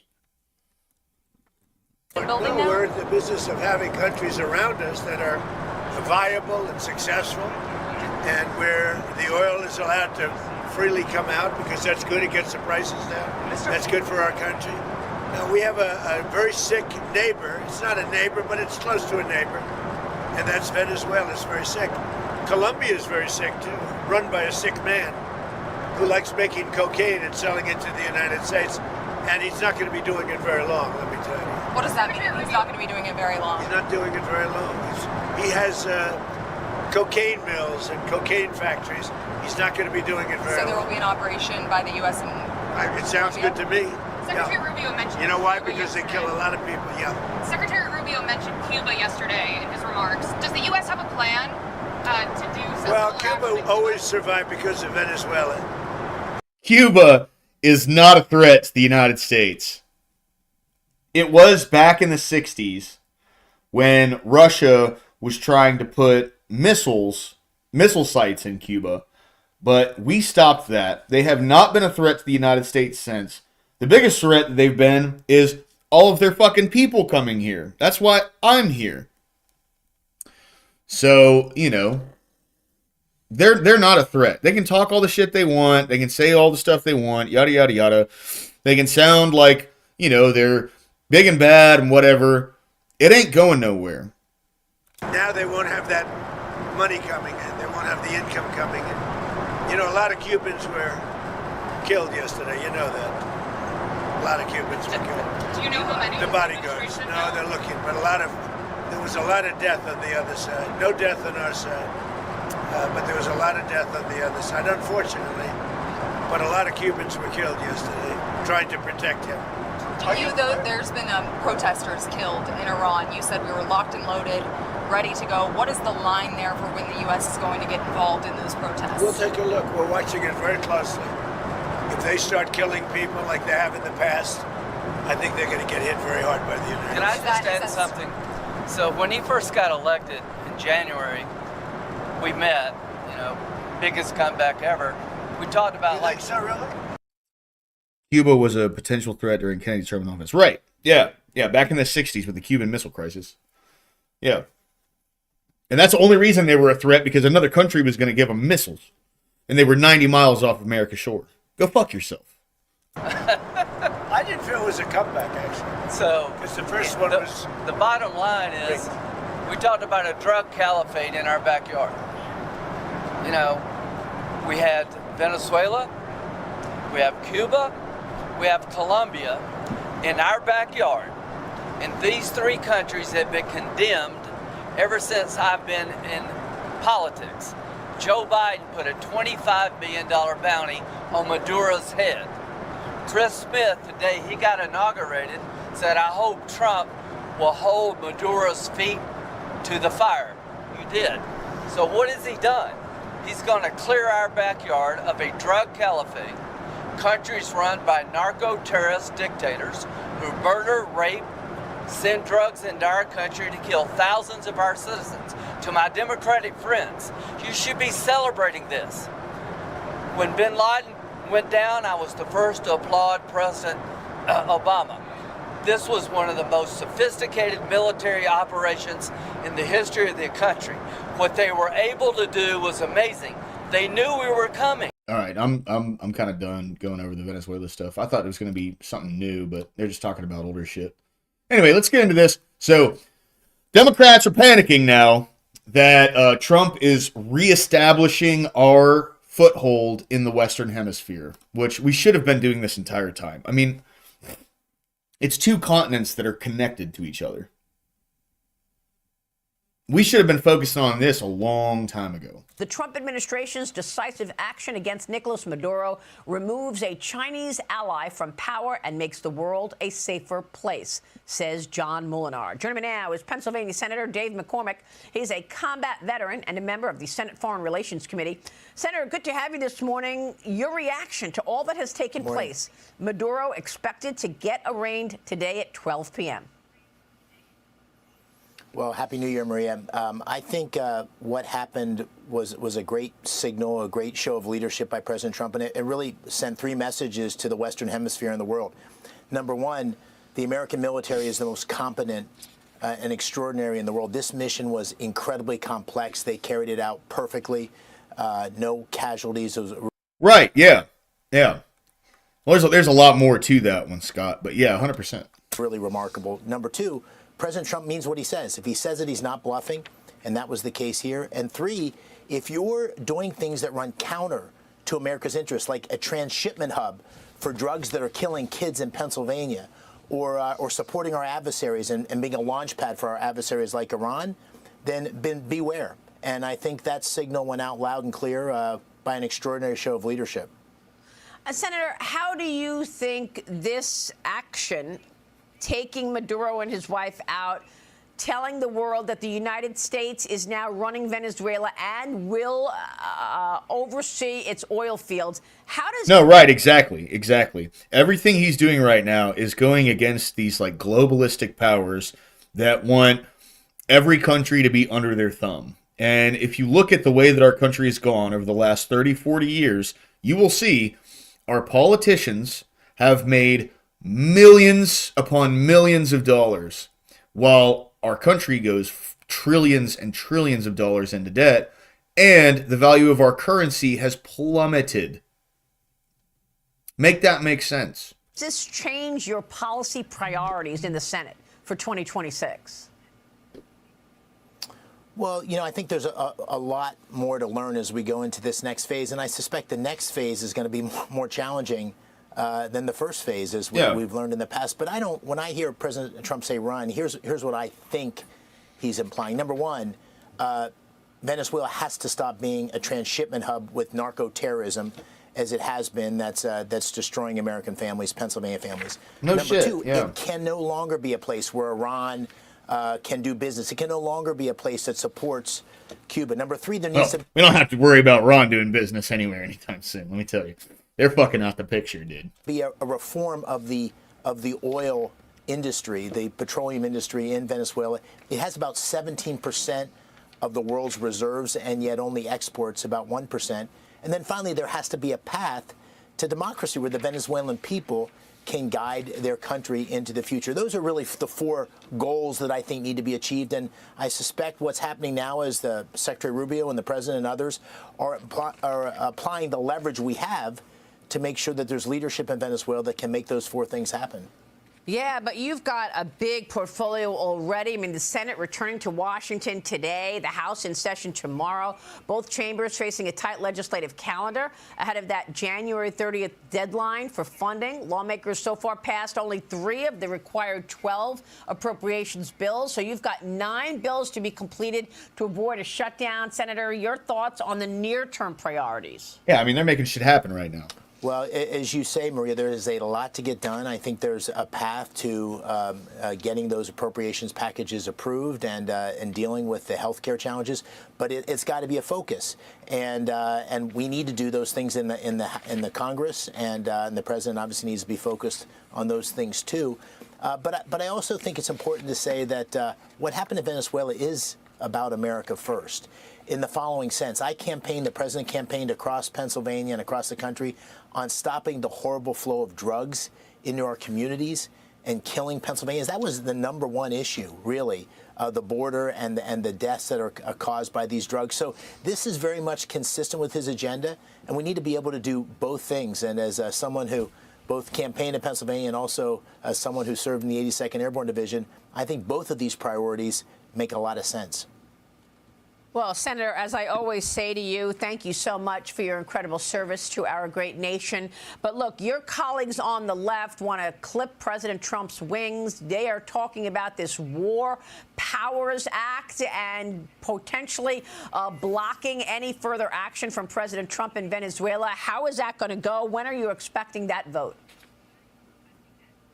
You know, we're just getting back today, so I'm not sure, but I think it'll be sooner rather than later. But I just want to comment on that. You know, when I was in the military, when I was in the 82nd, President Bush, 41, deployed 27,000 troops to Panama to take out a narco dictator, Manuel Noriega. At that time, there were 23 casualties, sadly, that we lost. It took 10 days to ultimately apprehend an indicted criminal Noriega. And there was not a peep out of the opposition. Yeah. In fact, there was a Democratic majority in the House and Senate who supported and endorsed that operation. This is politics. This Venezuelan operation was great for America, supporting America's interest. It was great for the Venezuelan people, and the Democrats need to stop playing politics with something so serious. And real quick, from your standpoint on the Foreign Affairs Committee, Senator, and that's all it is. Like they don't care about the moral side of this. They don't give a shit about any of that. None of that matters to them. All they care about is not letting Trump secure a win. That's it. That's what their main goal is. It has nothing to do with whether this was right or wrong or how he should have done it or any of this and yada yada. All it is scrambling and clawing at the potential that he could secure a win that will help the Republicans in the future. That's all. That's all they care about. What kind of a message does this send to our adversaries like China, Russia, and Iran? Well, you know, I always like the fact that President Trump starts with the goal being peace, the goal being stability. And I think what this shows, in pursuit of America's interest, in pursuit of peace, that the American leadership, President Trump, his administration, is willing to apply the most magnificent military force in history in pursuit of America's interest, and that the president means what he says when he says it. Yeah. And I think that message is loud and clear. It's happened over and over again. It happened with Iran. It's now happened with Venezuela. I think the message is loud and clear across the world. America's going to fight to support its interest, and I think that's what the American people expect. All right, Senator, we'll be watching your work, certainly, in all of this. Thanks so much for being here this morning. Thank you. Senator Dave McCormick joining us. Stay with us. We'll be right back. Yep, so that's it. All right. Well, good morning, everyone. So here's the best news of the day. The retard has dropped out of the governor's race in Minnesota. This absolute doofus is gone. And no one's going to miss him. Well, good morning, everyone, and Happy New Year. Like many Minnesotans, I have to tell you, I was glad to turn the page on 2025. It was an extraordinarily difficult year for our state. I bet it was, yeah. And it ended on a particularly sour note. For the last several years, an organized group of criminals have sought to take advantage of this state's generosity. And even as we make progress in the fight against the fraudsters, we now see an organized group of political actors seeking to take advantage of a crisis. I don't want to mince words here. Donald Trump and his allies in Washington and in St. Paul and online. His voice is cracking. He's tripping, dude. He knows he's so fucking boned. He is so fucked, dude. And it's beautiful. It's beautiful. Oh, so there's an organized group of people that took advantage of the state's generosity. Where was your oversight? You were in charge. And now there's a group of political actors that want to take advantage of this. No, you need to be held fucking accountable. I know American politicians, they are never held accountable for fucking anything, ever. Well, now the chickens have come home to roost. Want to make our state a colder, meaner place. They want to poison our people against each other by attacking our neighbors. And ultimately, they want to take away much of what makes Minnesota the best place in the country to raise a family. They've already begun trying to withhold funds that were meant to help families afford child care. It's the first time I've heard that. And that. they have no intention of stopping there. Make no mistake, we should be concerned about fraud in our state government. We cannot effectively deliver programs and services if we can't earn the public's trust. That's why over the past few years, we've made systemic changes in the way we do business. We've gone to the legislature time and time again to get more tools to combat fraud. We've hired people we fired people who weren't doing their jobs. We've seen people go to jail for stealing from our state. We've cut off whole streams of funding in partnership with the federal government where we saw widespread criminal activity. We've put new locks on the doors of our remaining programs, and we've hired a new head of program integrity to make sure that those locks can't be broken. Why didn't you do that before? Like, you're doing all the things you should have done before now, when we're at the peak of technology. We have the most bloated government that we had the most bloated government that we've ever had in the history of the country. What up, Doomerang? Good to see you, man. Yeah, it sure does, doesn't it? But you have all the more people to do all the more work, and they just fail. Or it's malicious. Whether it's incompetence or malice, you got to go. Now, personally, I err on the side of malice with this one because of just how fucking egregious it was and how people were warning him about this for years. Like 500 Department of Human Services workers came out and said, no, we were telling them about this whole time. We know it's all a bunch of bull. Like, what the fuck? You know? So they knew. Across this state, Minnesotans are hard at work on this problem. Advocates, administrators, investigators are on the front lines defending the integrity of our state's programs. And I want to give a very heartfelt thank you to all of them. There is more to do. A single taxpayer dollar wasted on fraud should be intolerable. It is. While there's a role to play for everyone, from the legislature to prosecutors to insurance companies to local and county government, the buck does stop with me. Good. My administration has been taking fast, decisive action to solve this crisis. We'll win the fight against the fraudsters. But the political gamesmanship we're seeing from Republicans is only making that fight harder. We've got Republicans here in the state legislature playing hide and seek with potential whistleblowers. We've got conspiracy right-wing YouTubers breaking into they're playing hide and seek with potential whistleblowers. They have to fucking hide these people who came out and talked about the fraud that they warned him about for years. That's what he just said. Cares demanding access to our children. We've got the President of the United States demonizing our Somali neighbors and wrongfully confiscating funds that Minnesotans rely on. Yeah, fuck you. It's disgusting and it's dangerous.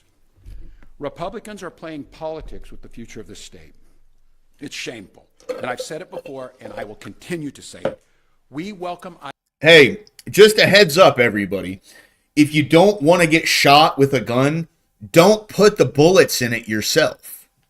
Are you kidding me? Like, he's blaming Republicans for taking advantage of this fraud situation. All the while, he's the one that loaded the gun and handed it to them facing himself.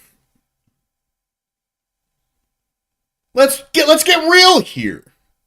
Ideas from anyone in any party from any walk of life who wants to help us continue to stay ahead of these criminals. And we welcome the involvement of the federal government. I am grateful to the career professionals at the U.S. Attorney's Office and the FBI who have been helping us fight this fight for years. But I cannot... Obviously not very well, because we were just finding out about all this shit now. ...not abide the actions of the political leadership in Washington. These opportunists are willing to hurt our people to score cheap points. They and their allies have no intention of helping us solve this problem, and every intention of trying to profit off of it. Which brings... Okay. I'd like to see I'd like to see any evidence at all of that. See, these people, we dodged such a bullet. We dodged such a fucking bullet when Trump won this last election. Brings me to this. 2026 is an election year. Election years have a way of ramping up the politics at a time when we simply can't afford more of that in Minnesota. In September, I announced that I would seek a historic third term as Minnesota's governor. And I have every confidence that if I gave it my all, we would win the race. So why are you dropping out? As I reflect on this moment with my family and my team over the holidays, I came to the conclusion that I can't give a political campaign my all. Nope, because he's probably going to have to get some of that Somali money to pay for his lawyers, because they're coming for you, you fucking scumbag. Every minute that I spend defending my own political interest would be a minute I can't spend defending the people of Minnesota against the criminals who prey on our generosity and the cynics who want to prey on our differences. So I've decided to step out of this race, and I'll let others worry about the election while I focus on the work that's in front of me for the next year. And an alibi. I'm passing on this race with zero sadness and zero regret. I did not run for this job to have the job. I ran for the job to do the job. And to fail. So, if you didn't run for the job to get the job, and you ran for the job to do the job, you failed. Minnesota faces enormous challenges this year, and I refuse to spend a single minute doing anything other than rising to meet this moment. Minnesota has always come first and always will. That's what I believe servant leadership demands of me. As an optimist, I'll hold out some hope that my friends on the other side of the aisle will consider what servant leadership demands of them in the moment. We can work together to combat against the criminals. We can work together to rebuild the public's trust and make our state stronger. But make no mistake about it. If Republicans continue down the path of abusing power, smearing entire communities, and running their own fraudulent game at the expense of Minnesotans. What game? What fraudulent game? See, this is why these people make me sick. He's backing out of the race because it was just found out that the tax money that the people of that state pay are being stolen by people, a lot of them who aren't even citizens of the United States. And now he, as he's walking out, is going, guys, I know about everything I've been doing, but they're frauds too. No, you fraud. I'm rubbery, you're glue. Whatever you say bounces off of me and sticks back to you. Like that's what he's saying right now. It's fucking pathetic. They're floundering, dude. I will fight back with everything that I have.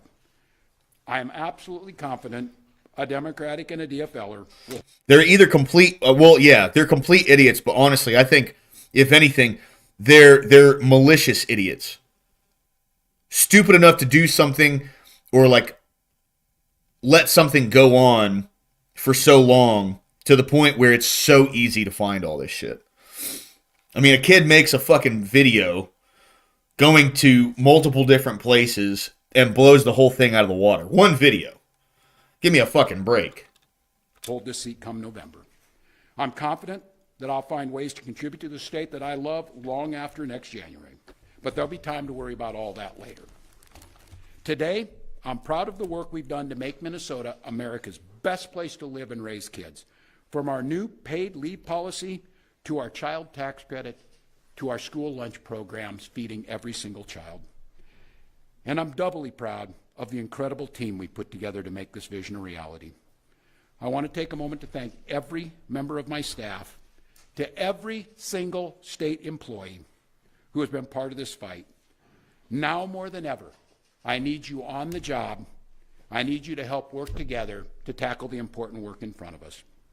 And most of all, I want Minnesotans to know. Yeah. And it's sticking out of his butthole. I am for the opportunity to serve this state, for the privilege that I have been given to serve in this office. I'm on the job. I'm focused on making sure that we stay America's best place to live and raise kids. No one will take that away from us. I'm proud of the way we treat our neighbors.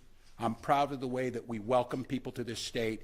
I'm proud of the way that we innovate. And I'm proud of the way that we are optimists for the future. No one's taking this away from us. Not the fraudsters. Certainly not this president. Not on my watch. Tomorrow, I'll be back with you. I'll give you an update on America's best paid family medical leave program that is now a week into it. And at that time, I'll take all your questions. Thank you all.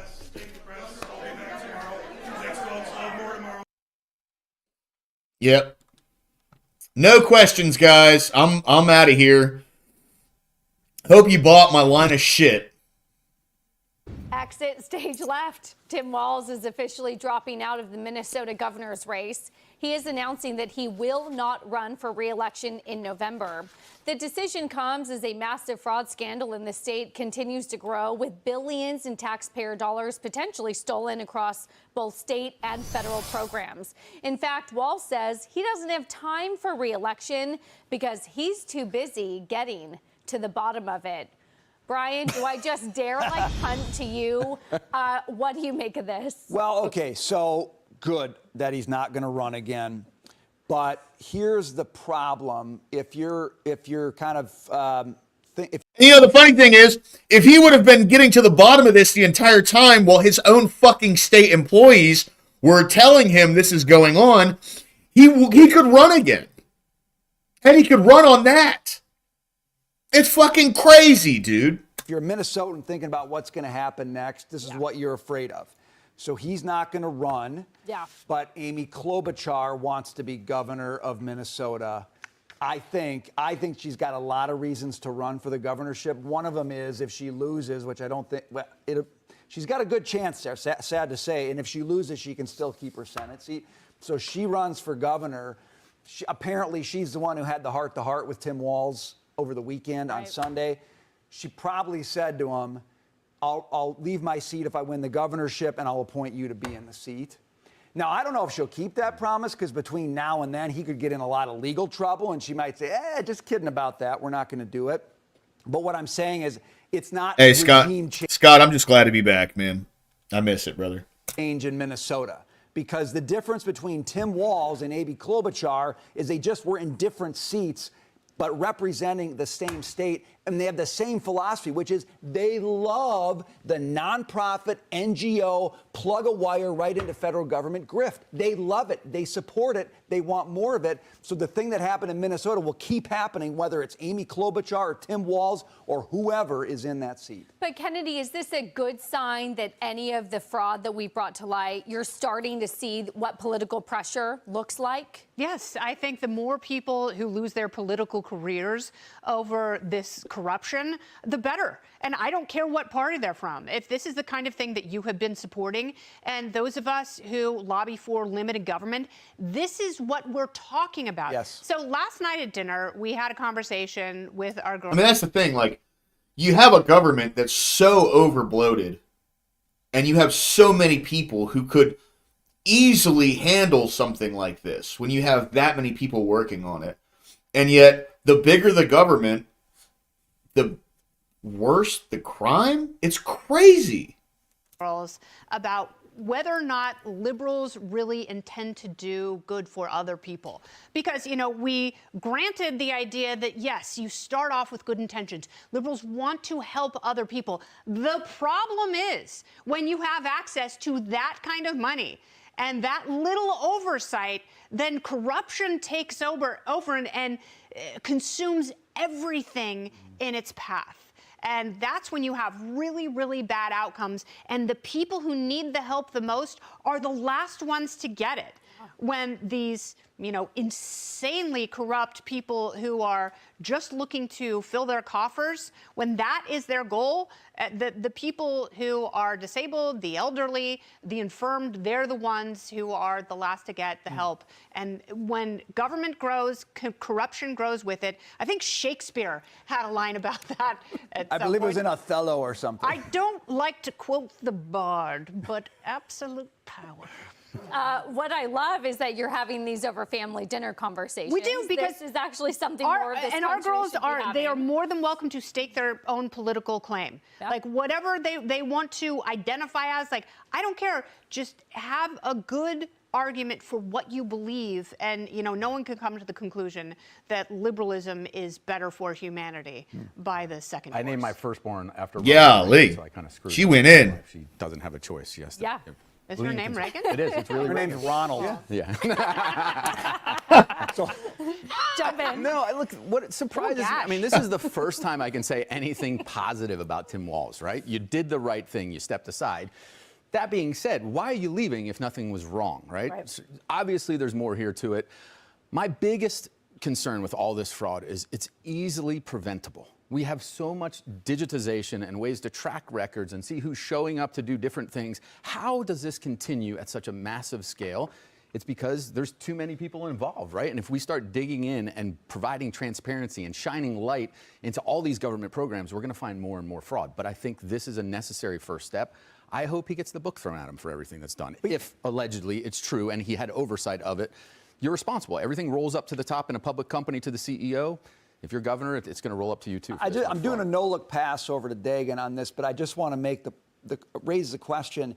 Is it about the fact that government's not efficient enough and should be doing its job better, or is it just about the government's doing too much, it's too big, the pot of money is too huge, and crooks will find a way? Because I tend to think it's not about government needs to be more effective. I think government just needs to be smaller and do less. But Dagan, I kick it your way. And they will never, liberals, Democrats, rein in that excessive spending or spend it well and wisely, because their aim is just to run a grift and cater to people who will vote for them. Well, so here's the thing, right? Like they're kind of dancing around the true issue. The way government budgets get set is by spending certain amounts of money. So if they run a budget and they spend more than that, that becomes a deficit. So they allocate more money to that budget, right? And then if the next month they spend less than that, you get a surplus, but then they lower the budget down. So in order for them to keep the budget up here, they have to spend more and more and more money, which typically just goes into a bunch of waste.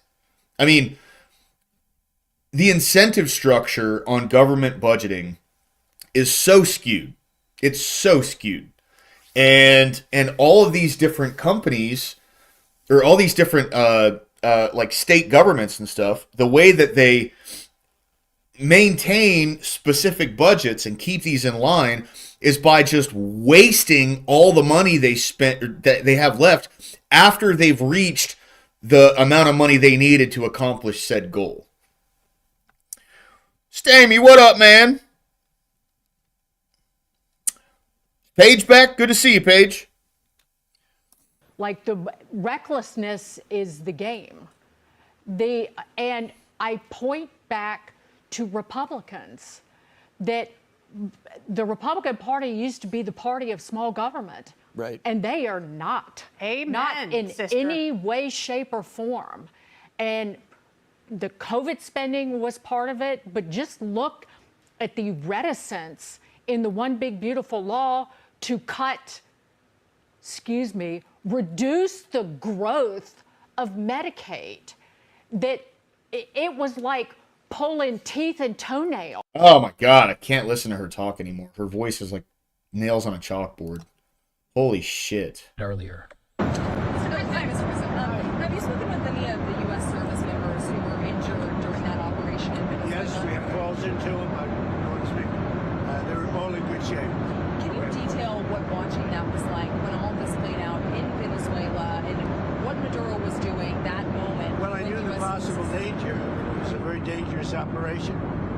It was amazing that we had a few injured, but all are in good shape right now. But I knew there was great danger. You got off a helicopter. The helicopters were being shot at. They got on the ground. They were amazing talent and tremendous patriotism, bravery. The bravery was incredible. Let's say they got off the helicopter. We already watched most of this earlier. Here's the big thing that I want to get into, because I'll tell you, I think the IRGC is going to fall within the next 2 weeks. The IRGC is done. So this is the son of the former, he's like the crown prince of Iran, right? And he's now getting a bigger name, getting much more kind of traction in their local politics right now. And he's calling for people to just straight up revolt against the government. رژیم change. پیروزی از آن شماست. Time stood still for a nation of 90 million. That single cry rising from the streets of Tehran heralded the official shutdown of a 45-year-old regime. As the Iranian rial evaporated at the 1.5 million mark, the tank... Yeah, see, so, okay, in case you guys didn't know, since Israel's bombing campaign in Iran, the rial has been devalued by 40%. Their money right now is worth 60% of what it used to be.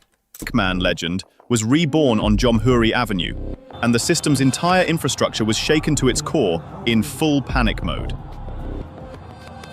As the locked and loaded ultimatum from the White House brings the region to the brink of a proxy war hell, the authority in Pezeshkian's palace is completely silenced. As old symbols fall one by one from Nahavan to Tehran, millions of people shout the name Pahlavi from the dusty pages of history, breaking their chains for a new beginning. Putin's logistical stronghold, the critical production lines, are falling silent one by one. This is not just an economic crisis, but a game-changer moment that will fundamentally alter the global balance.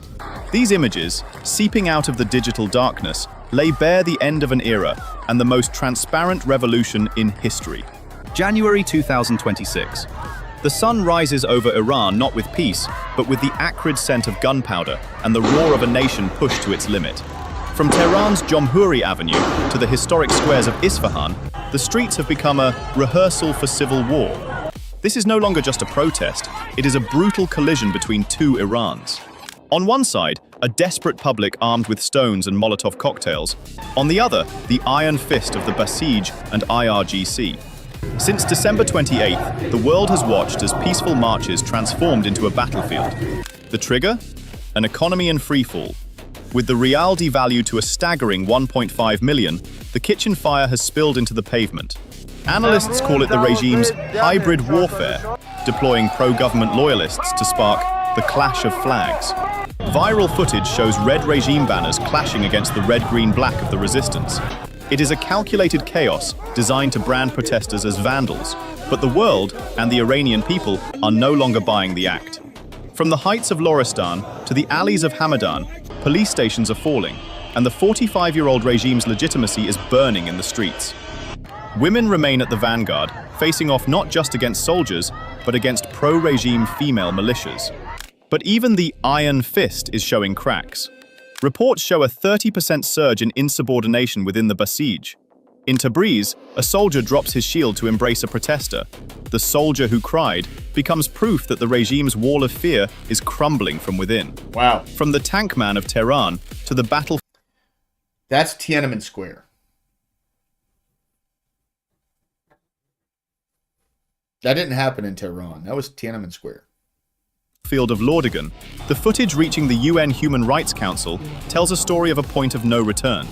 As the rial collapses and the death toll rises, the message from the streets is clear. This is not a movement that can be bargained with. It is an awakening. The fire may be met with bullets, but the spirit of the resistance has already crossed the threshold of fear. On the morning of January 1st, 2026, world geopolitics entered full panic mode with a single Truth Social post by President Donald Trump. The message, coming immediately after that mysterious and strategic summit with Netanyahu in Florida, was clear. Locked and loaded. Trump set diplomatic niceties aside and directly warned Iranian security forces. If you continue to shed the blood of peaceful protesters, American forces stand ready to rescue them. This statement, combined with the alert status of aircraft carrier groups in the Persian Gulf and air bases in the region, drew a real red line for Iran. Washington is no longer just watching. It is placing its intervention card squarely on the table, staring Tehran straight in the eye. Trump's statement signals the end of the 20th century's containment policy and the arrival of the threat of direct intervention. Following Trump's Truth Social post, Iran's cryptocurrency miners and youth flooded Twitter, X, with questions like, "Is Starlink opening?" proving the public's hunger for US support. The regime's stronghold is not only being battered from the outside, it is also cracking from within. In his historic speech, reflected in Newsweek and NY Times reports, President Masoud Pezeshkian set aside the usual foreign forces rhetoric. Pezeshkian's confession, "The fault is ours, don't blame America," is indicative of the chasm between conservatives and reformists within the regime. However, for the people, this confession is too little, too late. The streets are no longer echoing with Pezeshkian's soft tone, but with slogans calling for the return of Reza Pahlavi, the exiled son of the former Shah. Pahlavi will return. This is the greatest proof of the intellectual and social collapse of a 46-year-old ideology. The loud chanting of Javid Shah slogans in 2026. Because, like, these people, right, they haven't always worn burqas and shit. Back in the, I think it was like the 70s, they were really well-adjusted folks.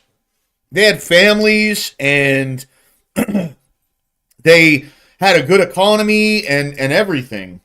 It was the IRGC taking over that really fucking handicapped this entire country. Symbolizes not only the people's rejection of the religious regime, but also their longing for the image of a secular and powerful Iran before 1979. Amateur camera footage of a statue of one of the regime's symbolic figures being torn down and replaced with the flag of the old Shah era has made headlines around the world.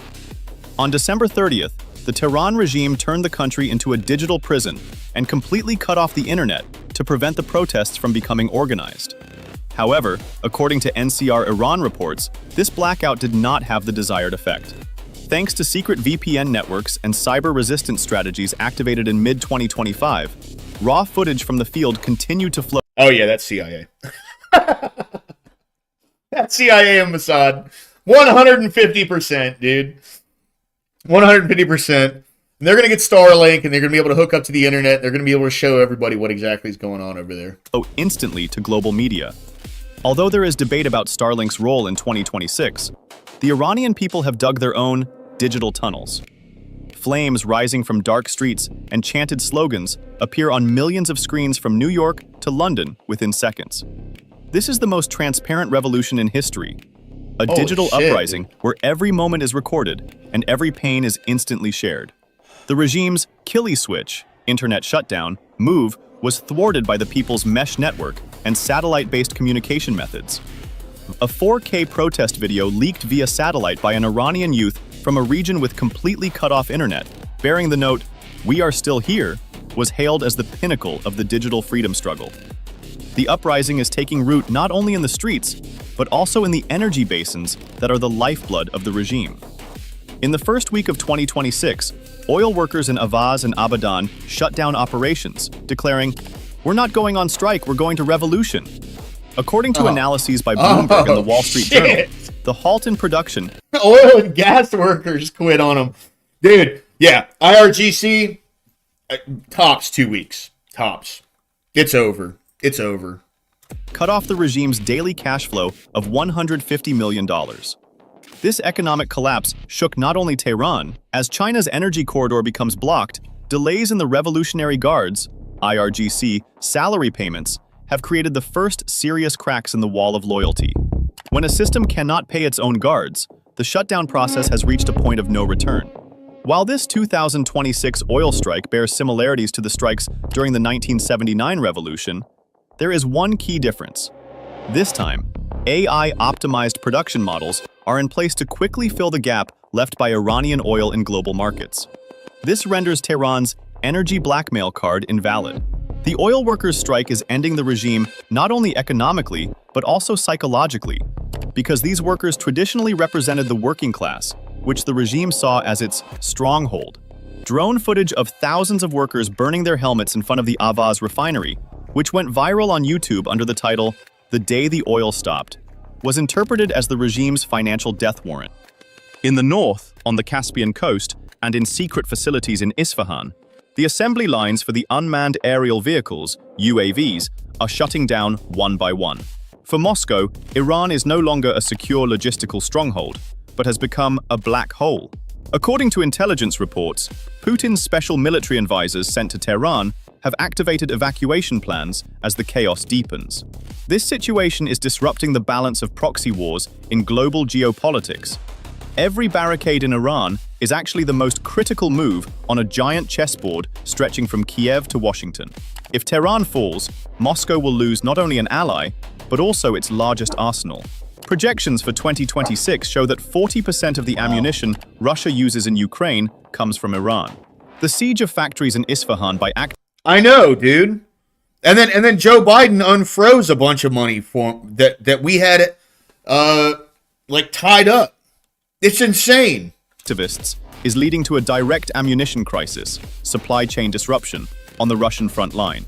This is the first time in history that a popular uprising has the potential to end another war thousands of kilometers away. Photos of Iranian activists writing, "From Tehran with love for freedom," on seized UAV parts and sharing them, which went viral on Ukrainian Telegram channels, have become a symbol of global resistance. Tehran's response to Trump's locked and loaded statement was swift.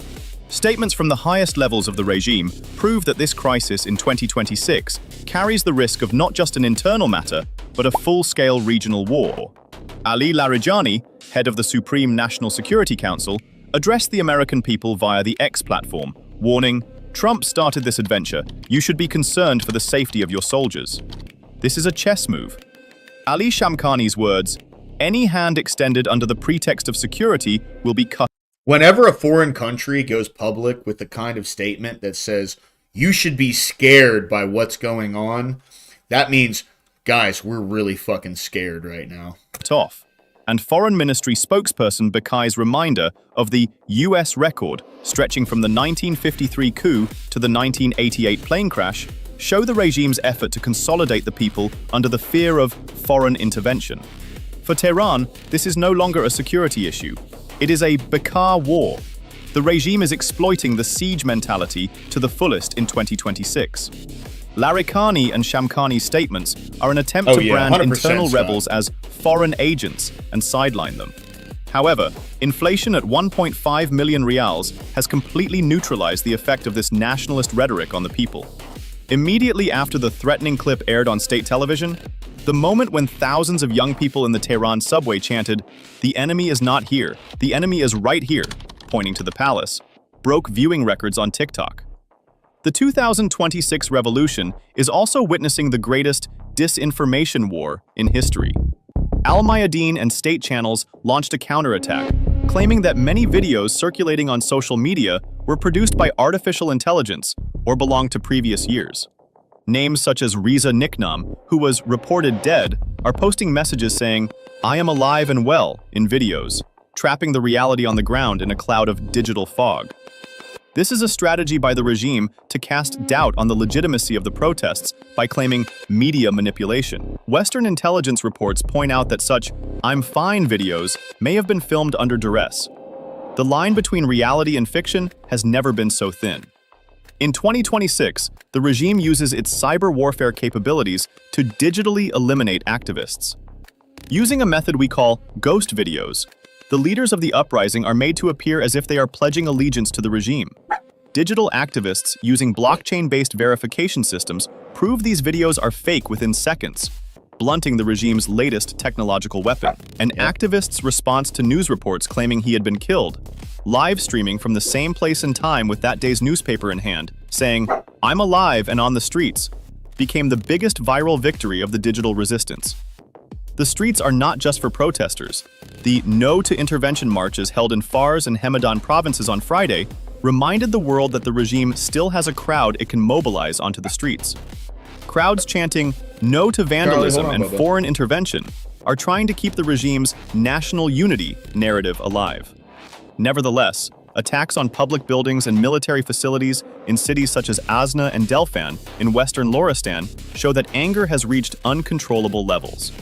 Although the prosecutor's office announced that provocateurs had been caught, the people's livelihood difficulties and the collapse of the currency are weakening the impact of these official rallies day by day. The regime sees the provincial provinces, periphery, as its last line of defense. However, these rallies in Fars and Hamadan are a last gasp for the regime. Sociological data shows that the majority of those attending these rallies are civil servants and segments dependent on aid. But the collapse of the rial has broken this chain of dependency. It is expected that even those who say no to intervention will soon join the ranks of those saying no to hunger. During a pro-regime march, an elderly man who lowered his banner and joined the protesters' procession cried out, "I can't afford my son's medicine, enough is enough," which became the most shared emotional moment across Iran. Iran today stands at the sharpest turning point in its history. On one side, a people crushed by economic ruin but rising with dignity. On the other, a regime relying on military might but having lost its legitimacy. Oh yeah, absolutely. With Trump's locked and loaded Absolutely. Fuck your Starmer, dude. threat hanging in the 100%. air, the Piece of rial's shit. collapse to 1.5 million creates a new rebel every second. This is a game-changer moment. Either the regime will be completely shut down, or the Middle East will witness one of the greatest explosions in history. Will history books write 2026 as the rebirth of a people from the ashes, or as the beginning of a great tragedy? All right, guys. Hey, thank y'all very much. Scott Hotvet, Paige, Stamey. I love you guys. Thank you very much for being here. I'm going to go get some food. Did want to show this to you, though. So, Nick Fuentes recently had gone off about how the right needs to start working with left-wing people and yada, yada, yada, blah, blah, blah. We need to give up on the free markets and fair market and all this. And, like, he wants socialism is what it is. And now he's had such a big blowback from his community. Like, some of these that I was seeing earlier had, like, 2,000 thumbs downs. They've been hating the kind of shit that he's been saying. Well, now that it's expedient for him to, maintain his audience, right? He's going against everything he's been talking about for like months. That kid is no one to be taken seriously. I'm telling you. Anyway, but that's about it, guys. I'll leave you with this meme. Thank y'all very much. I love you guys, and I'll be streaming again on Wednesday. I got Wednesday off, so